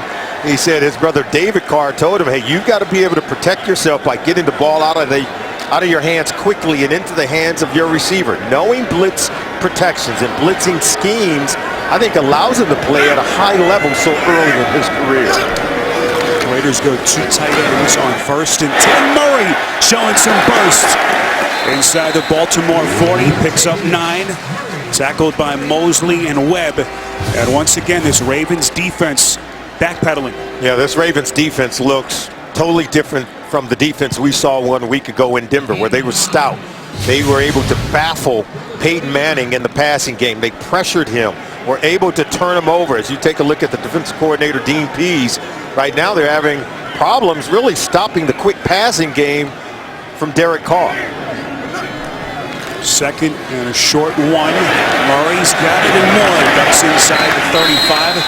Close to the 32-yard line, tackled by Lawrence Guy. You know, Solomon, you had to expect there to be an emotional hangover after they watched their guy Suggs, their emotional leader, get carted off the field, and so far it just hasn't been the same defense. Yeah, and when you talk to Coach Harbaugh and even Joe Flacco, he says, you know, we have other leaders on this football team. They cited guys like Marshall Yanda. On defense, they talked about Darryl Smith, a 12-year veteran out of Georgia Tech, and some of the other guys, even C.J. Mosley and Chris Canty. And now that leadership has to take form in the presence of production on game day. Looks like some movement on the Raiders number side. 88.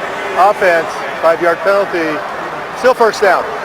That's the rookie tight end out of Miami, Clive Walford, their 3rd-round pick, who Jack Del Rio said would be more worked into the offense in this game. 12 Oakland penalties totaling 72 yards. And that's some of the Raiders of old that we've seen from a franchise that has struggled so mightily over the last 10-plus years. Reese, the fullback, in the slot as they go 3 wide receivers towards the top of your screen. 1st and 15. Carr's pass for Reese broken up. What a defensive recovery by the safety Will Hill, who revived his career last season. The Ravens locked him up with a 2-year extension as his reward. See, Hill knew they were blitzing that time, so it was a three-step drop from Carr, and so the ball's going to come out quick. There you see C.J. Mosley, Darryl Smith, 51, 57, right around the line of scrimmage, trying to get penetration, forcing the quick throw from Derek Carr. A few times they've been able to generate a rush against Carr, who does such a good job of getting rid of the football quickly. 2nd and 15. This is Tywan Jones, the 50-year running back. Jones, like a pinball, getting to the 30-yard line.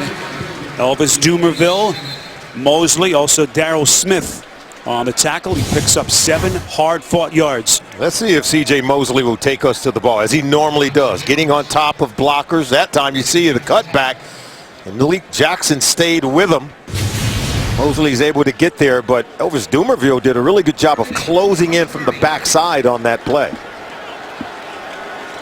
Well, Dumerville expected to be more of a 3-down player, as he was for most of his career in Denver.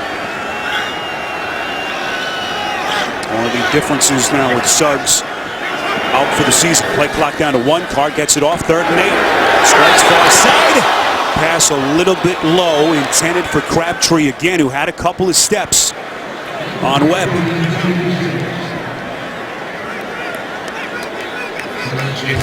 You know, they're playing a cover 2. This ball is going to be thrown in that hole here, and what has to happen is the safeties have to come over and close on that route. And you can see this is going to be underthrown a little bit, but see that small window? Derek Carr was trying to squeeze it in for a big play. Here's Janikowski, is hit from 23 and 46. This one from 48 yards. This one has plenty of leg, and it is through the uprights. So Janikowski remains perfect and the Raiders move back in front of the Ravens on CBS. Some of the young Raider fans enjoying the game day experience outside O.co Coliseum on an awfully hot day as the calendar turns towards late September. 23-20 after the 48-yard field goal from Sebastian Janikowski. Spiro Ditas, Solomon Wilcott, Scott Kaplan, our producer Ryan Galvin, Andy Goldberg, our director, and the rest of our fantastic CBS crew here in Oakland. Michael Campanaro back deep, standing in the back of his own end zone. And he will not play it. Flacco will have it with this Baltimore offense from the 20 when we come back.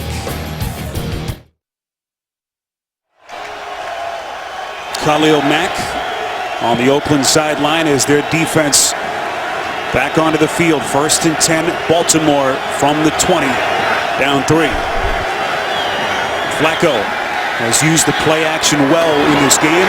Pass incomplete, intended for Steve Smith. One of the concerns today for Baltimore, Solomon, their offensive line. We know that Eugene Monroe was out with the concussion. What have you seen from Hurst and Wagner? Oh, they're doing a really good job. They're holding up. They're protecting Joe Flacco, which has allowed Flacco to get hot so far in this ball game with 19 completions. So Hurst, Wagner, they're holding up. Khalil Mack, he's not able to get pressure on Flacco. On the other side, neither is Aldon Smith. So right now, the young tackles are holding up. 2nd and 10. Flacco again play action. This time tries the near side of the field. Smith connects.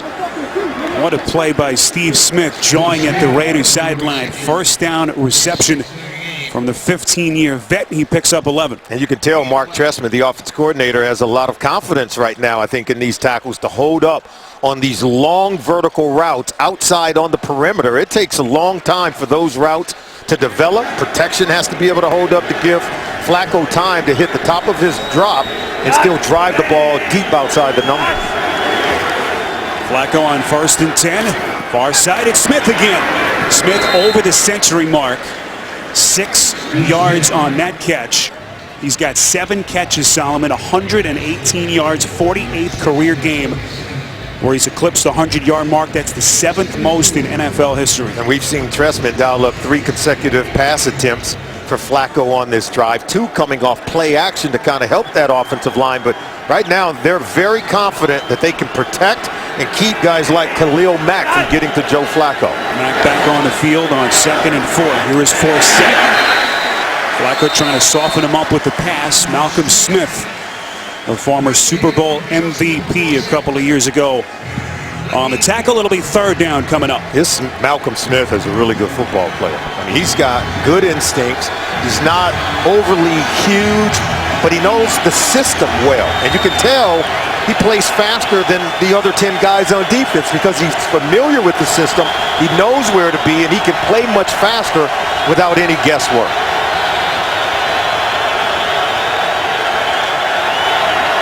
Raiders coming on 3rd and 3. Flacco under pressure. It is incomplete. Intended receiver was Marlon Brown. Larry Asante nearly had what would have been a miraculous diving interception. Khalil Mack, he coming. Look at him. He's working against Rick Wagner. He's able to get pressure. They're able to also get Lamar Smith in the backfield. It forces the overthrow from Flacco and near interception. So pressure able to get home a little bit, forcing Flacco to hurry that throw and throw it inaccurately. It's one of the first times Aldon Smith able to get to Flacco as well, finally forcing him to make a throw under duress. Only the 2nd punt from Sam Cook as Baltimore's drive stalls. This is T.J. Carey. Questionable decision to play it there. Takes an onslaught of Ravens special teamers after the 55-yard punt.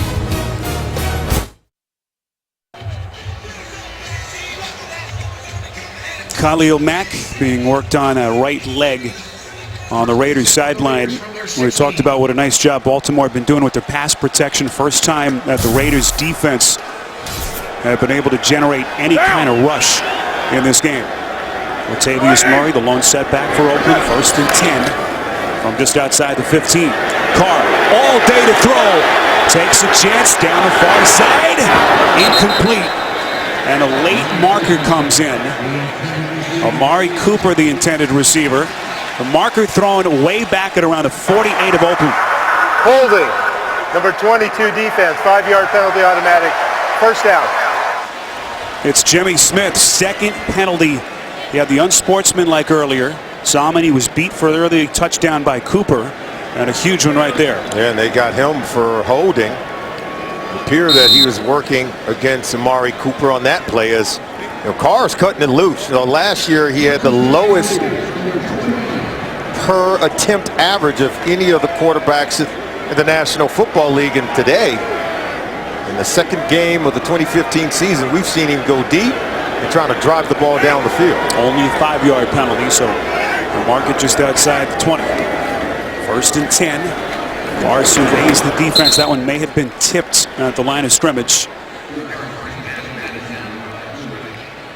As Carr looks over from the play call as we revisit some of our key storylines in this Week 2 matchup. Yeah, we asked if Derek Carr can begin to show his promise by giving us production today, and boy has he.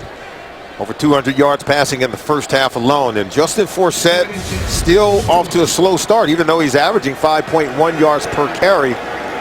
He just needs more opportunities. Zadarius Smith, Baltimore's rookie linebacker, the 4th-round pick, who was inactive last week, on the field on 2nd and 10. Murray picking up some hard-fought yardage. Some extra pushing. That's Lee Smith, the free agent acquisition who came over from Buffalo. And some pushing and shoving against Upshaw as they continue to work right in that groin area, Solomon, of Matt. Yeah, he's got to be able to generate pass rush. Aldon Smith has to be able to generate pass rush as well. We saw him nearly get home to Flacco on that last attempt, forcing the overthrow. Derek Carr, if you've just joined us, 19 for 29 with 238 yards. He's got Tywan Jones split out at the top of your screen here on 3rd and 4. Carr looking left over the middle, caught. First down, Oakland. Andre Holmes, 8 yards as Oakland moves the chains. Andre Holmes is looking really good today. He's really challenging and competing, coming out making some plays, and you love Derek Carr. He's got the arm talent. I think we saw that 1 year ago, and now I think all the tools you need from the neck up in terms of awareness with the blitz protection, reading coverages. You saw him rip through his progression there and come around and find Andre Holmes to be able to pick up the first down. Holmes had that critical 21-yard catch to set up a score in the first half. Look at Murray making a miss. Still going. Murray taking on the entire Ravens defense, it seemed like. 5 very tough-fought yards. Tackled finally by Darryl Smith. Oh, this is what you love about Latavius Murray. He's big, 6'3", 225, but he's got cat-like quickness in short space area. And he can make you miss in the phone booth, and you saw it there. And that's unusual for a man his size. But I love the determination to turn it into a positive play because they appear to have had him stopped in the backfield. Murray last week, 44 yards on the ground. So far, 11 rushes today, 52 yards and a touchdown. 2nd and 5. Here's Murray trying to find the edge. Crosses the 40 and close to the 42. Tackled by Lawrence Guy. And now, Solomon, you have to wonder about this heat. Temperatures right around 90 degrees. And how these guys are able to fight through it as the second half winds down. Important for the Raiders to be able to stay on the field and use that heat to their advantage. Try to wear down the opponent. So far today, they haven't been so bad on 3rd down. 5 of 9, and now they're looking at another opportunity. And whenever you can run the ball as well to set up a 3rd short right now, it's a pretty good situation. Roy Helu, the 3rd down specialist on the field. 3rd and 3. That pass thrown behind Crabtree. What a catch. First down, Oakland. Strong hands from Michael Crabtree, because watch 24, Kyle Arrington.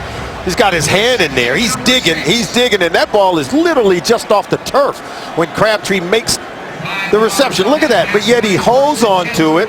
He's able to pull it into his body to secure the catch, even though Kyle Arrington was contesting all the way. Derek Carr told us that Crabtree has the best hands that he's ever seen. And Crabtree putting him on display on that catch in traffic. 1st and 10, Carr from the gun. Quick strike, it's deflected. It looked like it was Mosley. Solomon who got a hand on it. We talk about side adjusting there. I think Amari Cooper could have done a better job of reading the coverage sooner and settling into that area. That's what Carr was expecting from him, but they're a young tandem. It's the first year for Cooper, and still you could tell not batting 1,000 in that area, but we've seen him convert plenty enough because Cooper already has 100 yards receiving in the game. 68 of those yards coming on the early touchdown catch against Jimmy Smith. 2nd and 10. Fake the draw, everyone fooled. Carr's going to run for the first down and more. Inside the 30 and runs out of bounds. Boy, he learned the hard way last week not to be too physical with the defense. Just runs out, picks up 24 yards. Watch number 50, Albert McClellan, the linebacker, in man on the line of scrimmage. And there you see Ladarius Webb. See, he pulls it, and he's able to get outside. From there, it's just all speed. Last week, he tried to stiff arm a defender and ended up hurting his hand. He says, I got to be smarter, just run out of bounds. You can tell he learned his lesson, lived to fight another day. Quick snap, 1st and 10. Carr, all day to throw, end zone, it is caught. Crabtree, touchdown. There is a marker thrown back at the 13-yard line. If it stands, it's a 29-yard touchdown catch. Holding, number 21 defense. Penalties decline. Result of the play is a touchdown. Michael Crabtree. And Carr Solomon had all day to carve him up. And the secondary coverage, look, he'll just get out of position because they'll roll out here, but then watch Crabtree just outrun the defense. And Derek Carr has the arm strength to sling it clear back to the other side of the field. Once Hill gets out of position, the arm strength burns the defensive coverage. Touchdown Crabtree. And Solomon, you saw before the ball was snapped, Hill looking at Kendrick Lewis with his arms up. Confusion. All kinds of confusion in that Ravens secondary. Every scoring play subject to automatic review. He got in there. He was able. Doesn't appear to be any doubt. Yeah. It's just a great catch. He had to wait all day for that ball. And that's not an easy throw. In fact, most coaches would tell quarterbacks, don't throw it late, clear across to the other side of the field. But when you have exceptional arm talent like Derek Carr, you can take that shot. Janikowski's point after is good. And Oakland rebuilding its 10-point lead. Crabtree, 7 catches, 91 yards. As Carr going right at this Baltimore defense. Will be in Miami for Buffalo and the Dolphins. Michael Crabtree, 91 yards receiving. Raiders have not had 2 receivers go over 100 yards in the same game since January of 2012. You can see the fans in the black hole. They're sharing the energy with their quarterback, Derek Carr. He told us that sometimes he tends to get overly excited. He said he plays with a passion where he's fired up. He said you just can't be that way at quarterback. You got to learn to stay calm. We go to New York in an update with JB. Spiro, not a sight Dallas fans want to see. Yeah, Tony Romo goes back to pass, sacks, loses the ball. Philadelphia will recover. But the seriousness is right here as you see Tony Romo holding his left shoulder. He came out of the game, replaced by Brandon Whedon. The extent of the injury yet to be determined. Back to Spiro, Solomon, and Scott.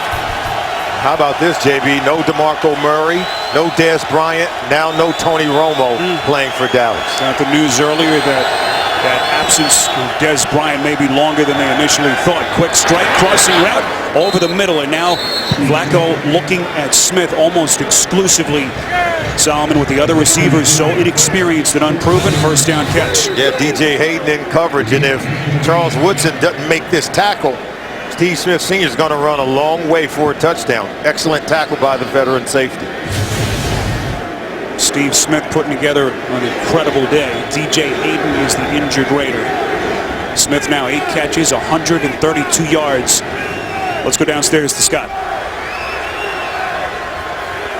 Well, guys, Khalil Mack has not been back into this game yet. Now, he's been on the sideline when Oakland was on offense, and he's been getting treatment on his right leg. The trainer was taking an elbow and working on his right groin and hip flexor, and then he walked down to the bench, and he's been continuing to stretch it. But what I can tell you is that while the Raiders are not reporting an injury currently to Khalil Mack, he is still standing on the sideline, helmet on. Looks like he's ready to go back into the game, but again, he's been working hard on that right groin and hip flexor. All right, Scott, thanks. So we'll keep an eye on Mack, the young second-year defensive stud, and now more injury concerns with Hayden Solomon, who's been impressive in this game, help to the sideline. Hot, humid day. Cramps begin to set in late in ball games as we approach the fourth quarter. You have to wonder what Hayden is dealing with, and same with Khalil Mack, because they're going in and out of the game. It appears to be something similar to cramps. Don't want to guess at it, but when you have those cramps, it'll lock up on you. You have to get a massage.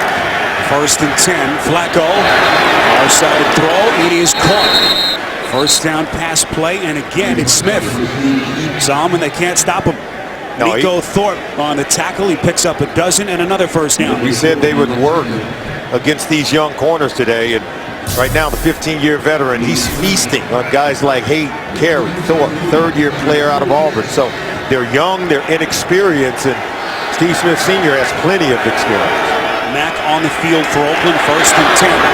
Underneath throw from Flacco. That is Forsett out of the backfield, and now it looks like Justin Tuck is hurt. Tuck, the two-time Pro Bowler, two-time Super Bowl champion with the Giants. His second season in Oakland. What a set of experience and skills he's brought to this defense. And suddenly they're dropping like flies on that Oakland side. Now, I like what Del Rio said, and he mentioned guys like Justin Tuck. He said, we bring in veterans here. We don't just bring them in because they were once good, and maybe they're not the same productive players they used to be. He said, but they're good guys for our locker room. They're good leaders, and they come to work every day doing all the right things, setting a great example for young players. And we walked into the Raiders building. Didn't you get a sense that the enthusiasm and the atmosphere was totally different than anything I had ever experienced? And Jack Del Rio said he had to convince guys to come here and join his coaching staff. He said, I had to share my vision with them. And it's the same with players like a Justin Tuck who had been successful other places. You've got to convince them that you're going to do the right things. 2nd and 9. Mack again on the field for Oakland. Smith with another catch. Incredible day he's putting together. 7-yard catch that time.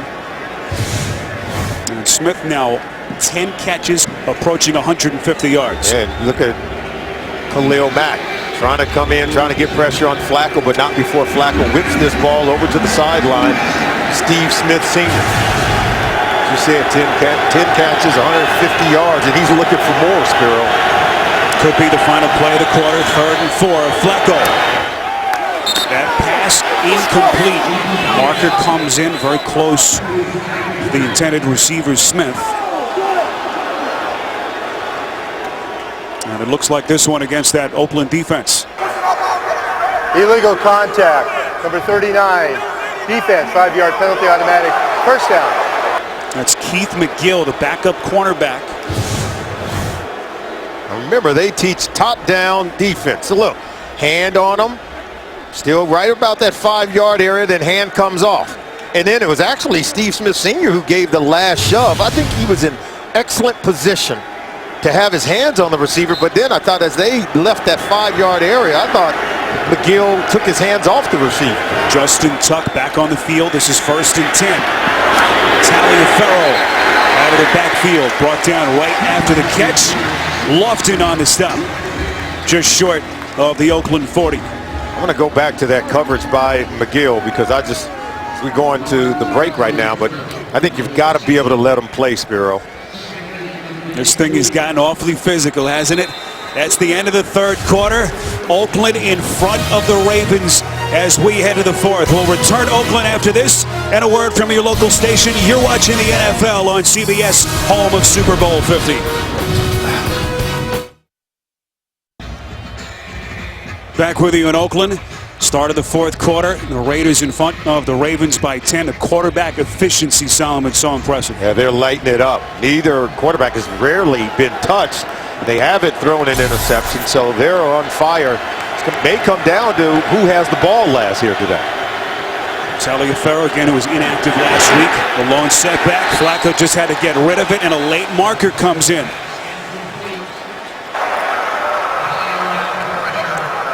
Holding, number 72 defense. 10-yard penalty, still second down.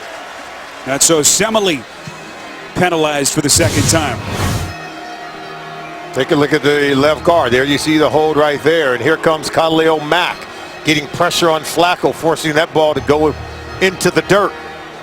So Mack is starting to get some pressure on the quarterback. You can see holding that leg that Scott told us about down on the field. Saw the trainers working on that right groin area, but Mack's going to quit his way through on 2nd and 18 and stay on the field. Flacco slings it near side. It's caught. Aiken climbing a ladder for it. Monstrous play by Kamar Aiken. 27 yards and a Ravens first down. Larry Asante and Nico Thorpe in that cover 2 zone.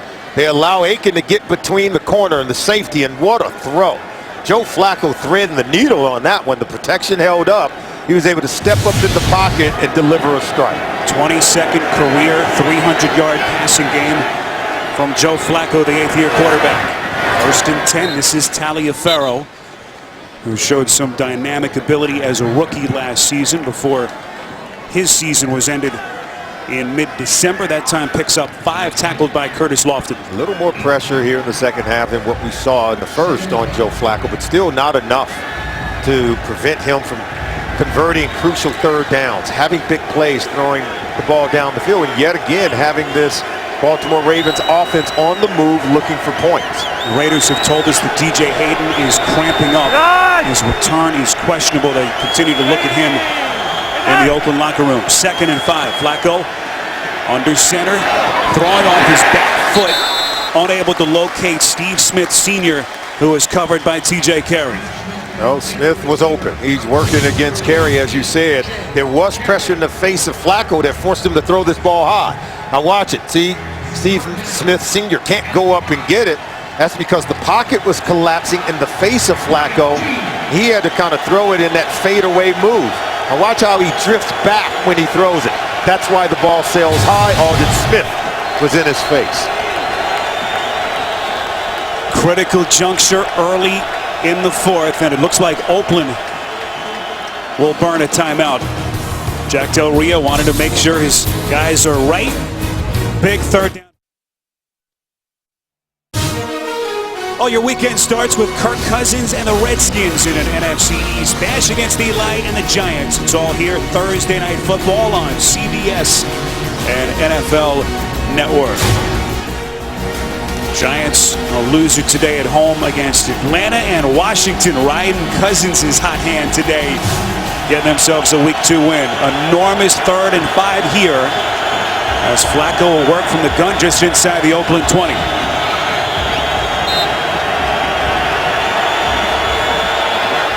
Raiders coming on the blitz. Flacco puts some touch on it. Incomplete. Off the hands of Marlon Brown. Nico Thorpe, who has played some tight coverage, Solomon, today, was there for Oakland. Yeah, Thorpe just hung in there because Flacco had to float that one a little bit. The ball kind of hung in the air and allowed Thorpe to close in on it. He stayed in the hip pocket of Brown, but credit the pressure in the face of Flacco where he had to kind of float it and allow his intended receiver to run under it. Solomon, we should point out, Crockett Gilmore, Baltimore's tight end, who was so huge in the first half, no catches since halftime. They're doubling him at the line of scrimmage, banging him on every single play. Justin Tucker is hit from 22 and 21. This one good from 37. The Ravens inching a little bit closer. You're watching the NFL on CBS. Well, two teams that entered the day in search of their first win of the young season. Baltimore, a loser in Denver last Sunday, staying on the East Coast, headquartered in San Jose this week. And the Raiders blown out here at home by the Bengals. And Marvin Lewis right now trying to hold the Ravens off, up 7 early in the fourth. Solomon, we mentioned Crockett Gilmore, the big first half that he had. What has been Oakland's adjustment since then? Yeah, we said they would have to adjust at halftime. Here he is right here, but watch how they just come and just jam him at the line of scrimmage. There's going to be 2 defenders colliding with him right there, and then that forces Flacco to go elsewhere with the ball. We told you pressure in his face made him floated on third down play because this Raiders defense is locked in on taking the tight end away from Joe Flacco. We'll see if the Raiders can continue that trend. As we're now in the fourth quarter, you know Flacco is going to try to go back to Crockett looking to make a play. Baltimore staying on the West Coast, of course. Their defense on the field here. 1st and 10. Latavius Murray. 13 rushes. He approaches 60 yards. Tackled that time by Darryl Smith. Coming up after the game, time permitting, we'll have the Subway postgame show. JB, Tony, Bart, Boomer, and Coach Cowher with all the latest scores and highlights. A busy week 2 around the NFL, all next on the Subway postgame show. We mentioned Baltimore's tough divisional schedule coming up. They'll play Cincinnati and Pittsburgh in a 5-day span. And Oakland has to hit the road for 2 straight in Cleveland next Sunday, followed by a game in Chicago. 2nd and 7. Carr backpedaling all the way to his 7-yard line. That pass incomplete. Intended for the tight end, Michael Rivera. Carr goes down because he's under pressure. He's running for his life. But Rivera, his intended receiver, he also went down. Looked as though he tripped as he was running through that infield dirt area on the football field. So that play was all for naught. 3rd and 7. Look for them to maybe go back to one of their tight ends, because whether it's Walford, whether it's Rivera, whether it's Lee, when they look for him, these guys have gotten open. Oakland offense that led the league in 3 and outs last season has punted just once. 3rd and 7. Carr kept upright, incomplete. Amari Cooper, well played by Jimmy Smith. Oakland will punt. Oh, this is great coverage by Smith. I thought Cooper had a step on him, but Jimmy Smith with that length. He's got great length. Recently signed a new contract despite the injury that derailed half of his season 1 year ago. Made him big-time money to make plays like that. And that's what you get from Jimmy Smith when he's on top of his game. Marquette King has been mostly a spectator today. Beautiful kick. And it's going to take an Oakland bounce all the way down to the 6. Wow. How about that leg from Marquette King? Feeling awfully pleased with himself.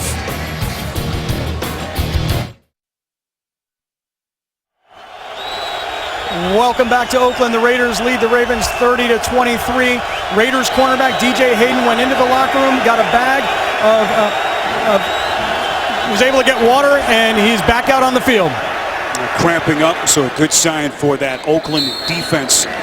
Just to go back to the punt by Marquette King, Solomon, 70 yards before that last timeout, longest of his career. And you hear coaches talk about special teams. That punt, just so big for Oakland. It flipped the field. I mean, that was a Ray Guy-like punt.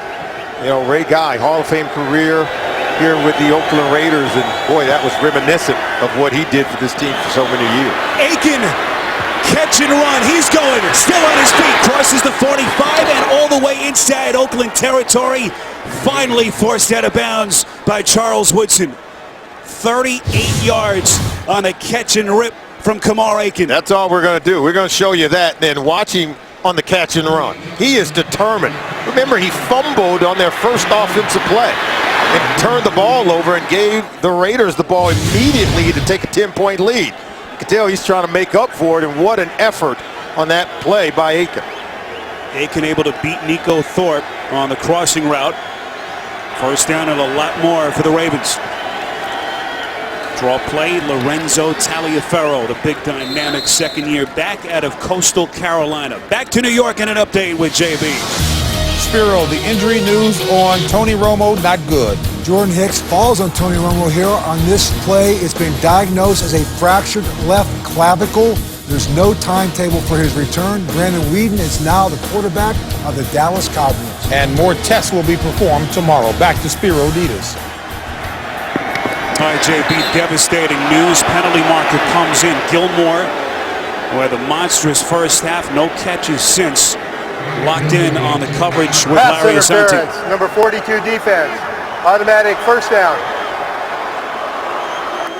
Asante is locked in man-to-man coverage against Crockett Gilmore. Gilmore is giving this defense fit. Look at the right hand of Asante. He wraps them and then he turns them. See, and that's what the official is looking for. If you just have the hand there as sort of a positioning maneuver and don't turn the intended receiver, you're going to get away with the touch. First and 10. Here's Gilmore inside the 30. Close to a first down for Baltimore. About a yard short. Stopped by Malcolm Smith. Coming up after the game, time permitting, the Subway postgame show from New York. JB, Tony, Bart, Boomer, and Coach Cower with all the latest scores around the league here in Week 2. All coming up on the Subway postgame show. Flacco on second and short. The give to Forsett. Inches inside the 25, and the Ravens with a first down and 10. As that clock continues to run, we come up on 10 minutes left in a 7-point game. New set of downs. Joe Flacco's trying to tie this ball game up. He's got his offense just churning out yards each and every play. Already over 300 yards passing on the day for Flacco. Right now, he's just really picking this defense apart. First and 10. Flacco connects. That's Marlon Brown over the middle. Brown stopped by Curtis Lofton right at the 20. They pick up 4. As Flacco bouncing back, we talked about his performance last Sunday in Denver. Lowest passer rating for him since Week 4 of 2011. You rarely will see Flacco struggle in back-to-back games. That's right. So far, 30 of 40 today, 368 yards and 2 touchdowns. But they need some more here, down 7. Draw play 2-4-7. Forward progress takes him to the 15. 4 more yards, about a yard short, Solomon, on the first down. Well, this offense has been really good today because Forsett has been good in these situations. We saw him convert a 3rd and 15 on a draw play in the first half to get those final few points at the end of the first half, and now you saw him convert that play to create a 3rd and 1 opportunity. 3rd and short. Trestman dials up the run. Forsett needed to get to the 14. And Forsett appears to be inches short. It'll be 4th down and decision time, Solomon, for Mark Trestman and John Harbaugh.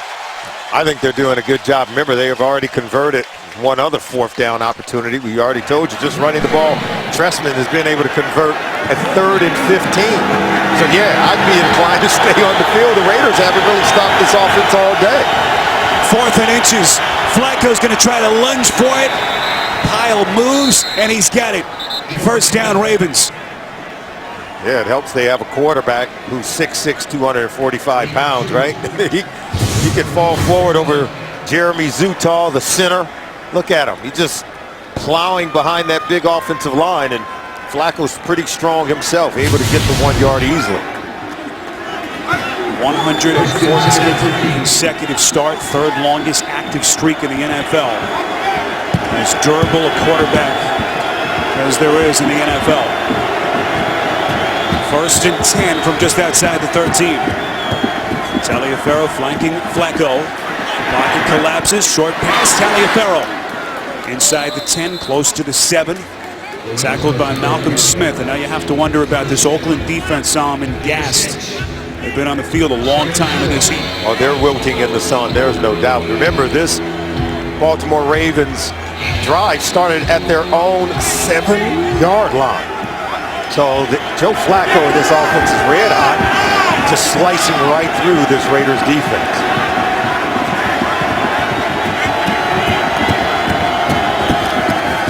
Second and 4, draw play. Taliaferro downhill, and he's into the end zone.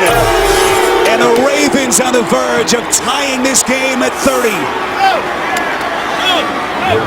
7-yard touchdown run from Taliaferro.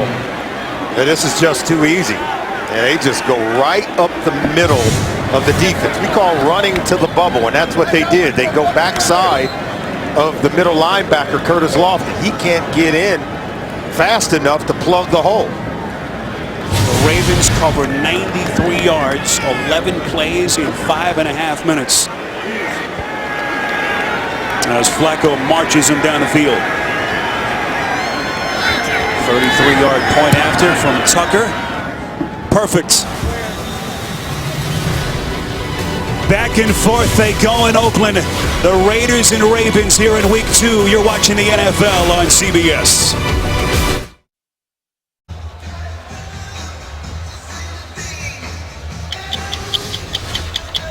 For those of you expecting to see 60 minutes, you're watching the NFL on CBS, and the Ravens taking on Oakland. Alongside Solomon Wilcott, Scott Kaplan, I'm Spiro Dedes, all tied at 30. 60 minutes will be seen in its entirety immediately following this game, except on the West Coast where it will be seen in its regularly scheduled time. It has been a shootout here in Oakland, tied at 30, 7:03 to play, and as if we needed any reminder what a crazy league the NFL is. Questions about Baltimore and their offense, Solomon, with Joe Flacco after their loss last week. Others throwing dirt on the Raiders, blown out here at home, and boy, have they responded today. Yeah, here's where we are. Amari Cooper got it going in the first quarter with a 8-yard touchdown grab, and then Gilmore, he gets the Ravens on the board. He's had a hot day all day. Latavius Murray gives the Raiders balance on offense by getting into the end zone, and then Gilmore, his second touchdown of the day. And then Carr to Crabtree as they catch the Ravens defense slipping. And then Taliaferro ties it up, 30 apiece here in the fourth quarter. That's where we stand now, and Derek Carr has the football. Carr has thrown for 280 yards, 2 touchdowns. That pass is complete. Michael Crabtree, who had the touchdown earlier, just outside the 25-yard line, a pickup of 6. Neither team has been able to mount much of a pass rush on the quarterback, and that's why both quarterbacks have had huge games here today, and Carr has gotten into rhythm, and I just think his receivers, Cooper, Crabtree, Holmes, and Reese, have had big games.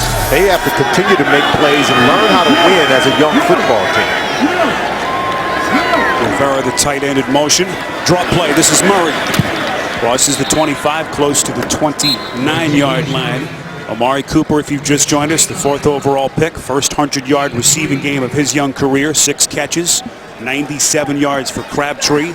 And Steve Smith, a $150 Solomon for the Ravens. How about that? 15-year veteran putting up those kind of numbers. Got a rookie on the other side, and Amari Cooper. Both teams want it badly. The 10 catches, by the way, for Steve Smith Sr., the most for him in a game since October the 14th of 07. Big 3rd and 1 play here. It is Murray, first down, Oakland. We'll see where they spot the football as forward momentum takes him to around the 33, picks up 3, and a big Oakland first down. I'll never miss a moment of football action with the CBS Sports app. Every play, every story, and every highlight right as they happen. Download the CBS Sports app right now. O.co Coliseum, Week 2 showdown. And what an AFC clash this has been. Spiro Dedes, Solomon Wilcott, Scott Kaplan. 1st and 10, Carr from the gun. From their own 33. Take the handoff to Murray. Far side, intended for Crabtree. It's intercepted. Will Hill on the pick. Baltimore needed something from its defense, and their safety provides it. 25 yards on the return. Monstrous play by Hill. And Hill just sits on it. He's deep in center field. Here he is right here, and we're just watching. Watch him track this ball thrown from Carr, and this one is just sort of flutter. It just hangs. Okay, and then Crabtree falls down, but Hill does a good job of high-pointing the football. Crabtree could not, turns into an interception. And if you're Carr, you got to throw that ball close to the sideline where either your guy can get it or no one. You hang it up there, and Hill's going to make a play on it. So just a throw that Derek Carr wishes he had back. Only the 4th interception in the career of Will Hill, and his 2nd as a Raven. Resurrected his career after the off-the-field issues with the Giants. Gives Flacco and his offense a short field. 1st and 10, it's taken. Little cutback maneuver close to the 25. 1st down catch. 11 yards for Aiken. His 5th catch as he approaches 90 yards receiving. Both quarterbacks having a huge day. May come down to the one who has the costly error here in the 4th quarter. Joe Flacco, he was just wanting his defense to get him the ball back, and boy, did that. Taliaferro flanking Flacco, takes the give. Bull rush from Taliaferro, brought down finally from Autry. And now you get the sense against Solomon, this Oakland defense sucking wind as Baltimore trying to jam it right down their throats. Yeah, they've given up nearly 500 yards total offense today to the Baltimore Ravens at 485 right now. Flacco 385 yards through the air. His tight ends have been red hot. Right now, let's see if he can find Gilmore to convert this 2nd down play. 2nd and 6. Taliaferro trying to wear him down. Moves that pile close to the 17-yard line. 5 yards for Taliaferro. Tackled by Justin Tuck. See, Derek Carr saying, man, I wish I had that one back.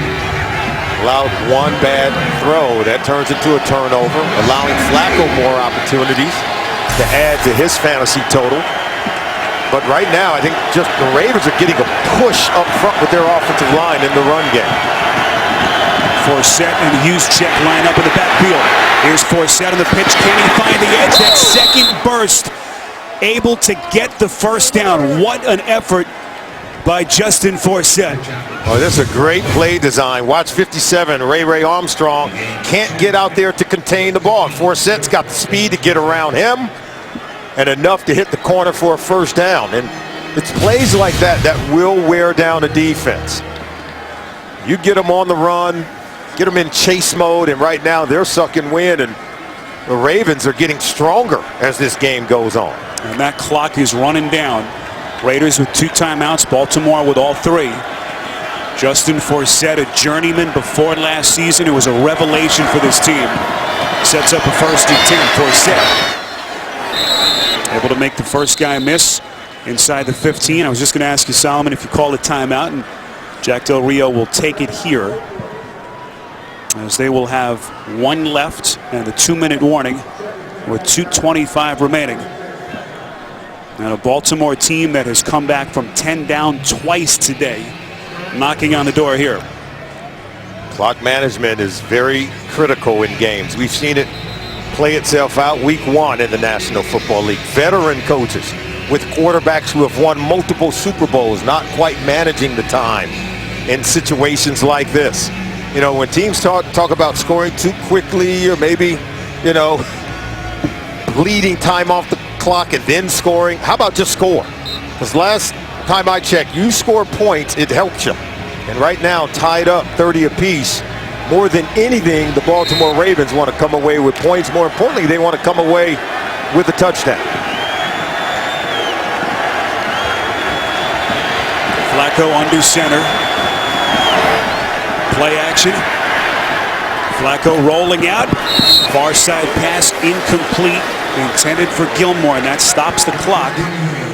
With 2:19 to play and a 3rd and 8 coming up. This system, you see what happens. They run that flip play to Justin Forsett on one side, get them running one way, then roll out the other.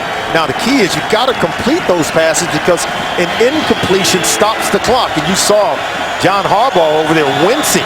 You know, saying, what are we doing? Absolutely. You've got to call a play if you're Trestman that allows the clock to keep running. You throw that ball clear to the boundary, even if he catches it, he's going to step out of bounds and stop the clock. So I think they could have had a better play selection there. Ravens will burn their first of 3 timeouts. Tonight on CBS begins with 60 Minutes and a rare look at Pope Francis. That'll be followed by a new Big Brother, Madam Secretary, and CSI Cyber, only CBS. I don't think there was any doubt that John Harbaugh was upset with that play call from Mark Trestman.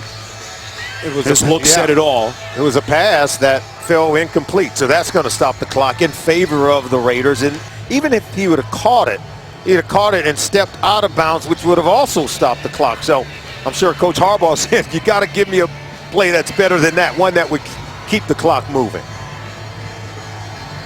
Raiders down to their final timeout. And have, of course, the 2-minute warning.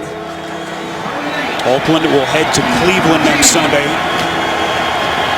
And Baltimore heading home to take on Cincinnati in a tough division battle.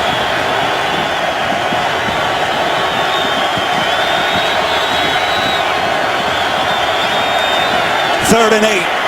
Flacco going end zone. He's got Steve Smith wide open. Incomplete. Flacco too hard and too high. He had Steve Smith Sr. wide open. And watch him throw him right out of bounds. There's the catch. He's trying to stay in. One down. Does he get the second one down? No, he does not. Out of bounds. It was there to be had. He had beaten DJ Hayden for the play. You see he was open. And Harbaugh's like, are you kidding me? Here is Justin Tucker. He's been good today from 22, 21, and 37. Most accurate kicker in NFL history, and he's perfect yet again. First lead for the Baltimore Ravens as a penalty marker is in late. 2:10 to play, fourth quarter. Raiders will have one timeout and the 2-minute warning. Our referee, if you've just joined us, is Pete Morelli. After the kick, personal foul, unnecessary roughness, number 89 of the defense. The field goal is good. 15-yard penalty will be enforced on the kickoff. That was Amari Cooper on the penalty. So they'll tack that on the kickoff to come. And now the tables are reversed. Derek Carr and Oakland will have to come from behind here as they try to find some late game magic. Well, let's show you how he got open. This is DJ Hayden. It's just going to be a pick play. And then watch Brown here. He's going to pick him, and Smith is going to come wide open. This is one that you've got to be able to complete. Flacco's got time, but see how he just lofts the ball up and doesn't keep him in the field of play. Got to keep him in the field of play, give him a chance to stay in bounds as he makes the catch.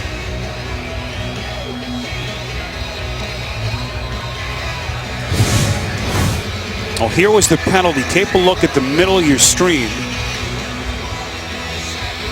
And the officials got the numbers a little bit mixed up. And it was Dan Williams, one of the backup defensive tackles, the culprit for the Raiders. Solomon, what about for Oakland now? Carr has been so good, so economical, but now you need him to go and win a football game. Yeah, he only has one timeout, so that means you're going to get some out-breaking routes to be able to catch it, step out of bounds. Still plenty of time right here, okay, by virtue of where the Ravens are kicking off. You can bet this one's going to go out the back of the end zone and not lose any time here. So you've got the 2-minute warning. You've got one timeout in your back pocket, so you can be patient about what you want to do as a play caller. Oakland was in front 30-20 at the 2:12 mark of the third quarter. Since that point, they've been outscored 13-0. As Derek Carr waits for his turn on that Raiders sideline, Tucker booms it through the end zone. And here comes the Raiders' second-year quarterback out of Fresno State. Of course, Sebastian Janikowski's got that big leg. He's been known to bang it through from a long way away. And Salmon, you have to think that his leg, even though he's not the same kicker he was earlier in his career, affects the play calling here for Oakland. Oh, he's a weapon. Now this is where they're at their 20-yard line. Remember, I like the short rhythm passing from Carr, getting the ball into the hands of his receiver, especially Amari Cooper, who can create yards after the catch. They start from the 20, 1st and 10. Carr, quick throw, Mullen breaks a tackle, crosses the 30, first down Oakland. And that'll take us to the 2-minute warning. They pick up a dozen. Oakland down 3. You're watching the NFL on CBS. Spiro Ditas, Solomon Wilcott, Scott Kaplan. You see the Ravens, 13 unanswered points, their first lead of the day. And now all eyes on Derek Carr and this Oakland offense. 1st and 10, just outside their own 30. Carr swings it near side, incomplete. Intended receiver was Michael Crabtree. Oakland with 1 timeout left. It'll be 2nd and 10. Yeah, they're blitzing right now. Dean Pease is dialing up the exotic blitzes. No one had their hand in the dirt, showing that they were going to be a pass rusher. It was a number of different people who I think served as potential pass rushers. It confused the protection, forced the early throw from Carr. Latavius Murray will flank Carr in the backfield. Again, Oakland, 1 timeout left. $1:55 to play. Carr, 1 game-winning drive in his 1+ seasons in the NFL. 2nd and 10. Ravens coming with the blitz. Carr hit on the throw. Completes. Over the middle to Rivera, just shy of the 40. 7 yards. It'll be 3rd down coming up.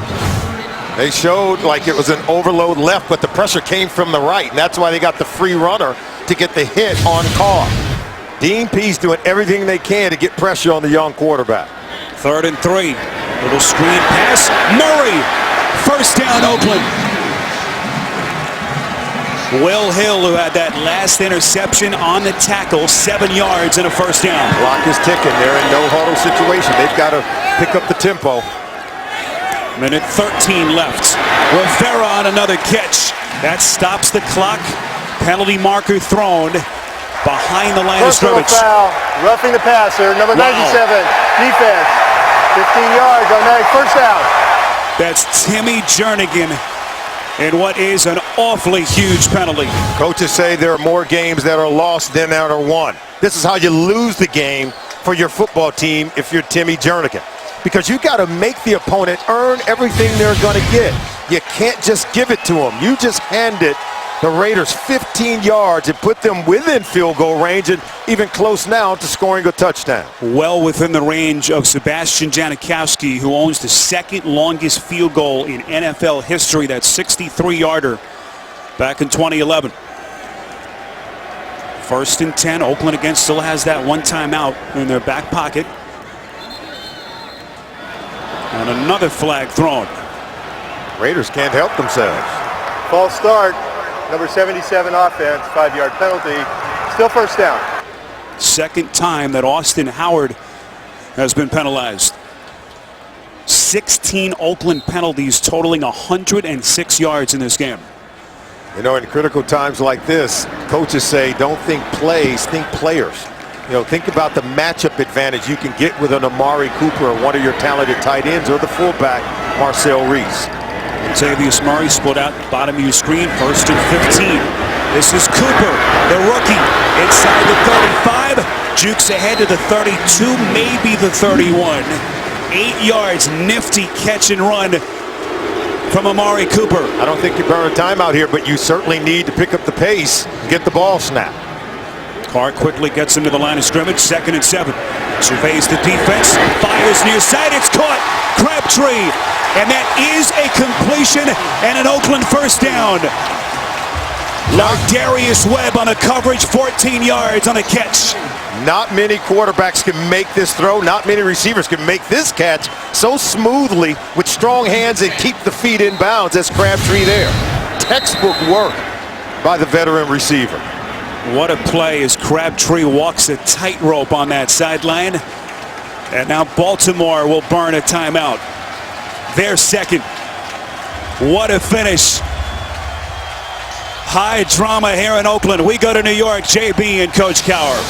The good foot of a red fox. Yes, Jason Myers, the rookie from Marist College, kicks a 28-yard field goal with 40 seconds left. The Jacksonville defense holds on, and the Jacksonville Jaguars beat Miami 23-20. Solomon probably knew that the nickname was Red Foxes. Back to Spiro and Solomon and Scott. Thank you, JB. What a finish. And we've had some real good finishes today around the NFL. Joe Flacco, all he could do is helplessly look on after marching his offense down the field with a go-ahead Justin Tucker field goal. And now Derek Carr, Solomon, What's he thinking here on 1st and 10? He's thinking matchup. He's thinking, okay, I'm going to read the defense. If I get man-to-man coverage, then I'm going to want to get the ball to one of my talented tight ends. Look for either Rivera, Clive Walford, number 88, or Marcel Reese, who's kind of like a tight end. So one of those guys could be getting the ball here. 1st and 10 from the 17. Raiders have that one timeout left. Carr throws it near side, incomplete. Fans want a penalty, no flag. And who did he throw it to? Walford. He was matched up against Webb. Big body on little body. Walford goes 6'4", 260. Webb 5'10", 180. And look at Webb, able to come around and knock that ball down. Great play by Webb. Of course, Coach Del Rio didn't think so, but I think he has to concede. It was an exceptional play. Webb has been so good, he had to leave the game for a brief moment early. Had to fight through all his physical ailments last season. 2nd and 10, Carr from the gun. Here come the Ravens on a blitz. Carr throwing inside, it's picked! Will Hill! There is a marker thrown and the football comes loose. A pile at the 17, 18-yard line. They're going to get Will Hill, though, for holding on the intended receiver. Holding, number 33 defense, 5-yard penalty, automatic first down. Now you can only make contact with the intended receiver within 5 yards. And watch Hill here, and then we're going to see the intended receiver come here. But look, he's going to jam him well beyond 5 yards, right there, using his hands against Michael Rivera. And he gets the interception, but the official is watching that position all the way down the field. They're having a conversation, and Hill's got to know better. You cover with feet, not hands, beyond that 5-yard boundary. You have to get positioning and be able to read the eyes of the quarterback and break sooner on the play. And now plenty of time for Derek Carr and this offense to take some shots into the end zone. They still have a timeout in their back pocket. Carr today, career high, 339 yards passing. A young man who avoided those critical mistakes as a rookie last season. Where does he go here on 1st and 10? Carr from the gun over the middle. It is caught for the Oakland touchdown. Seth Roberts.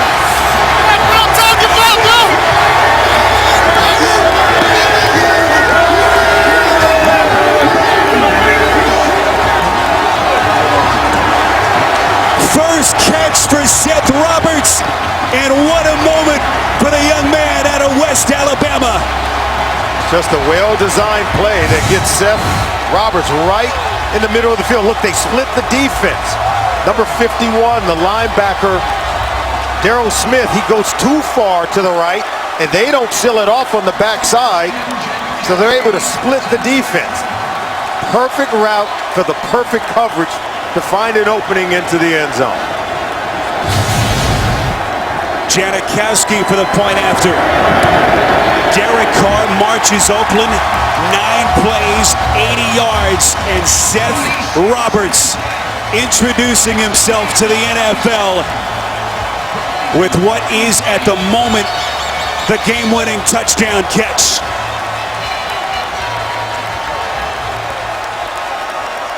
This is great for the young quarterback, Derek Carr, and the people here in Oakland. We told you he's a player, but sooner or later you got to start winning ball games, right? In order to live up to the promise we talked about, Spiro, at the beginning of the game. Can Carr and Cooper begin to deliver on the promise with production and winning a ball game? 351 yards, 3 touchdown passes for the young Derek Carr against a really good Baltimore defense. Now with 26 seconds left, you ever heard of that one play they call the Hail Mary? I don't know if Mark Trestman has that in his book, but it's what you're looking at. Maybe one shot down to the middle of the field. They still have one timeout left, and then another shot down the field into the end zone.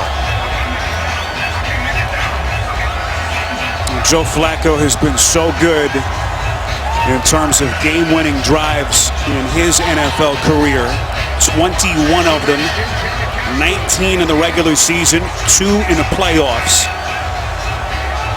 But this may be asking an awful lot here with 26 seconds left and the Ravens needing a touchdown.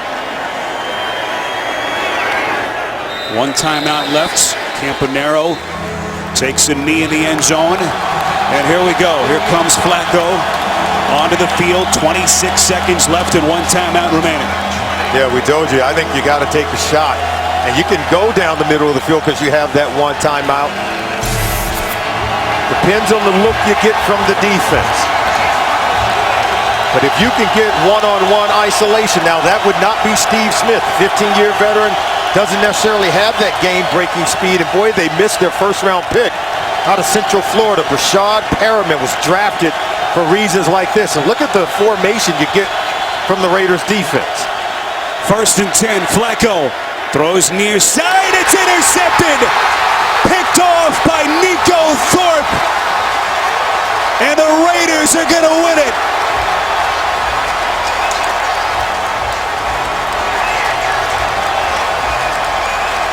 His defensive formation was set up to take away anything deep down the field. And you've got 3 very deep defenders. And there's no way you're going to get the ball around these guys right here. And so the guys in the underneath coverage are going to force you to throw it deep so that these guys on the back end can do this, pick it off. Nico Thorpe was underneath, but he kept streaking and hustling, stealing the ball away from his own defender to come away with it and seal the game. First interception in the career of Nico Thorpe, and what a moment for him. A Raiders team that was embarrassed, as their head coach Jack Del Rio called it, humbled here at home. 7 days later, what a response as they knock off John Harbaugh and the Baltimore Ravens. 2nd career game-winning drive for Derek Carr. Career-high 351 yards passing, and the Raiders get their first win of the Jack Del Rio era here in Oakland. And what a moment for the East Bay native as Derek Carr leads them to a victory. Derek Carr, he wanted to play in this game. Came in, injured, banged up all week long. He was not going to miss this game for anything, and boy, did he come through for the Bay Area here today. Ravens 0-2 for the first time since John Harbaugh took over. Coming up on CBS 60 Minutes, a rare look at Pope Francis. That'll be followed by a new Big Brother, Madam Secretary, and CSI Cyber, only CBS. Now for Solomon Wilcott, Scott Kaplan, our entire crew, Spiro Dieter saying so long from Oakland. You've been watching the NFL on CBS, home of Super Bowl 50.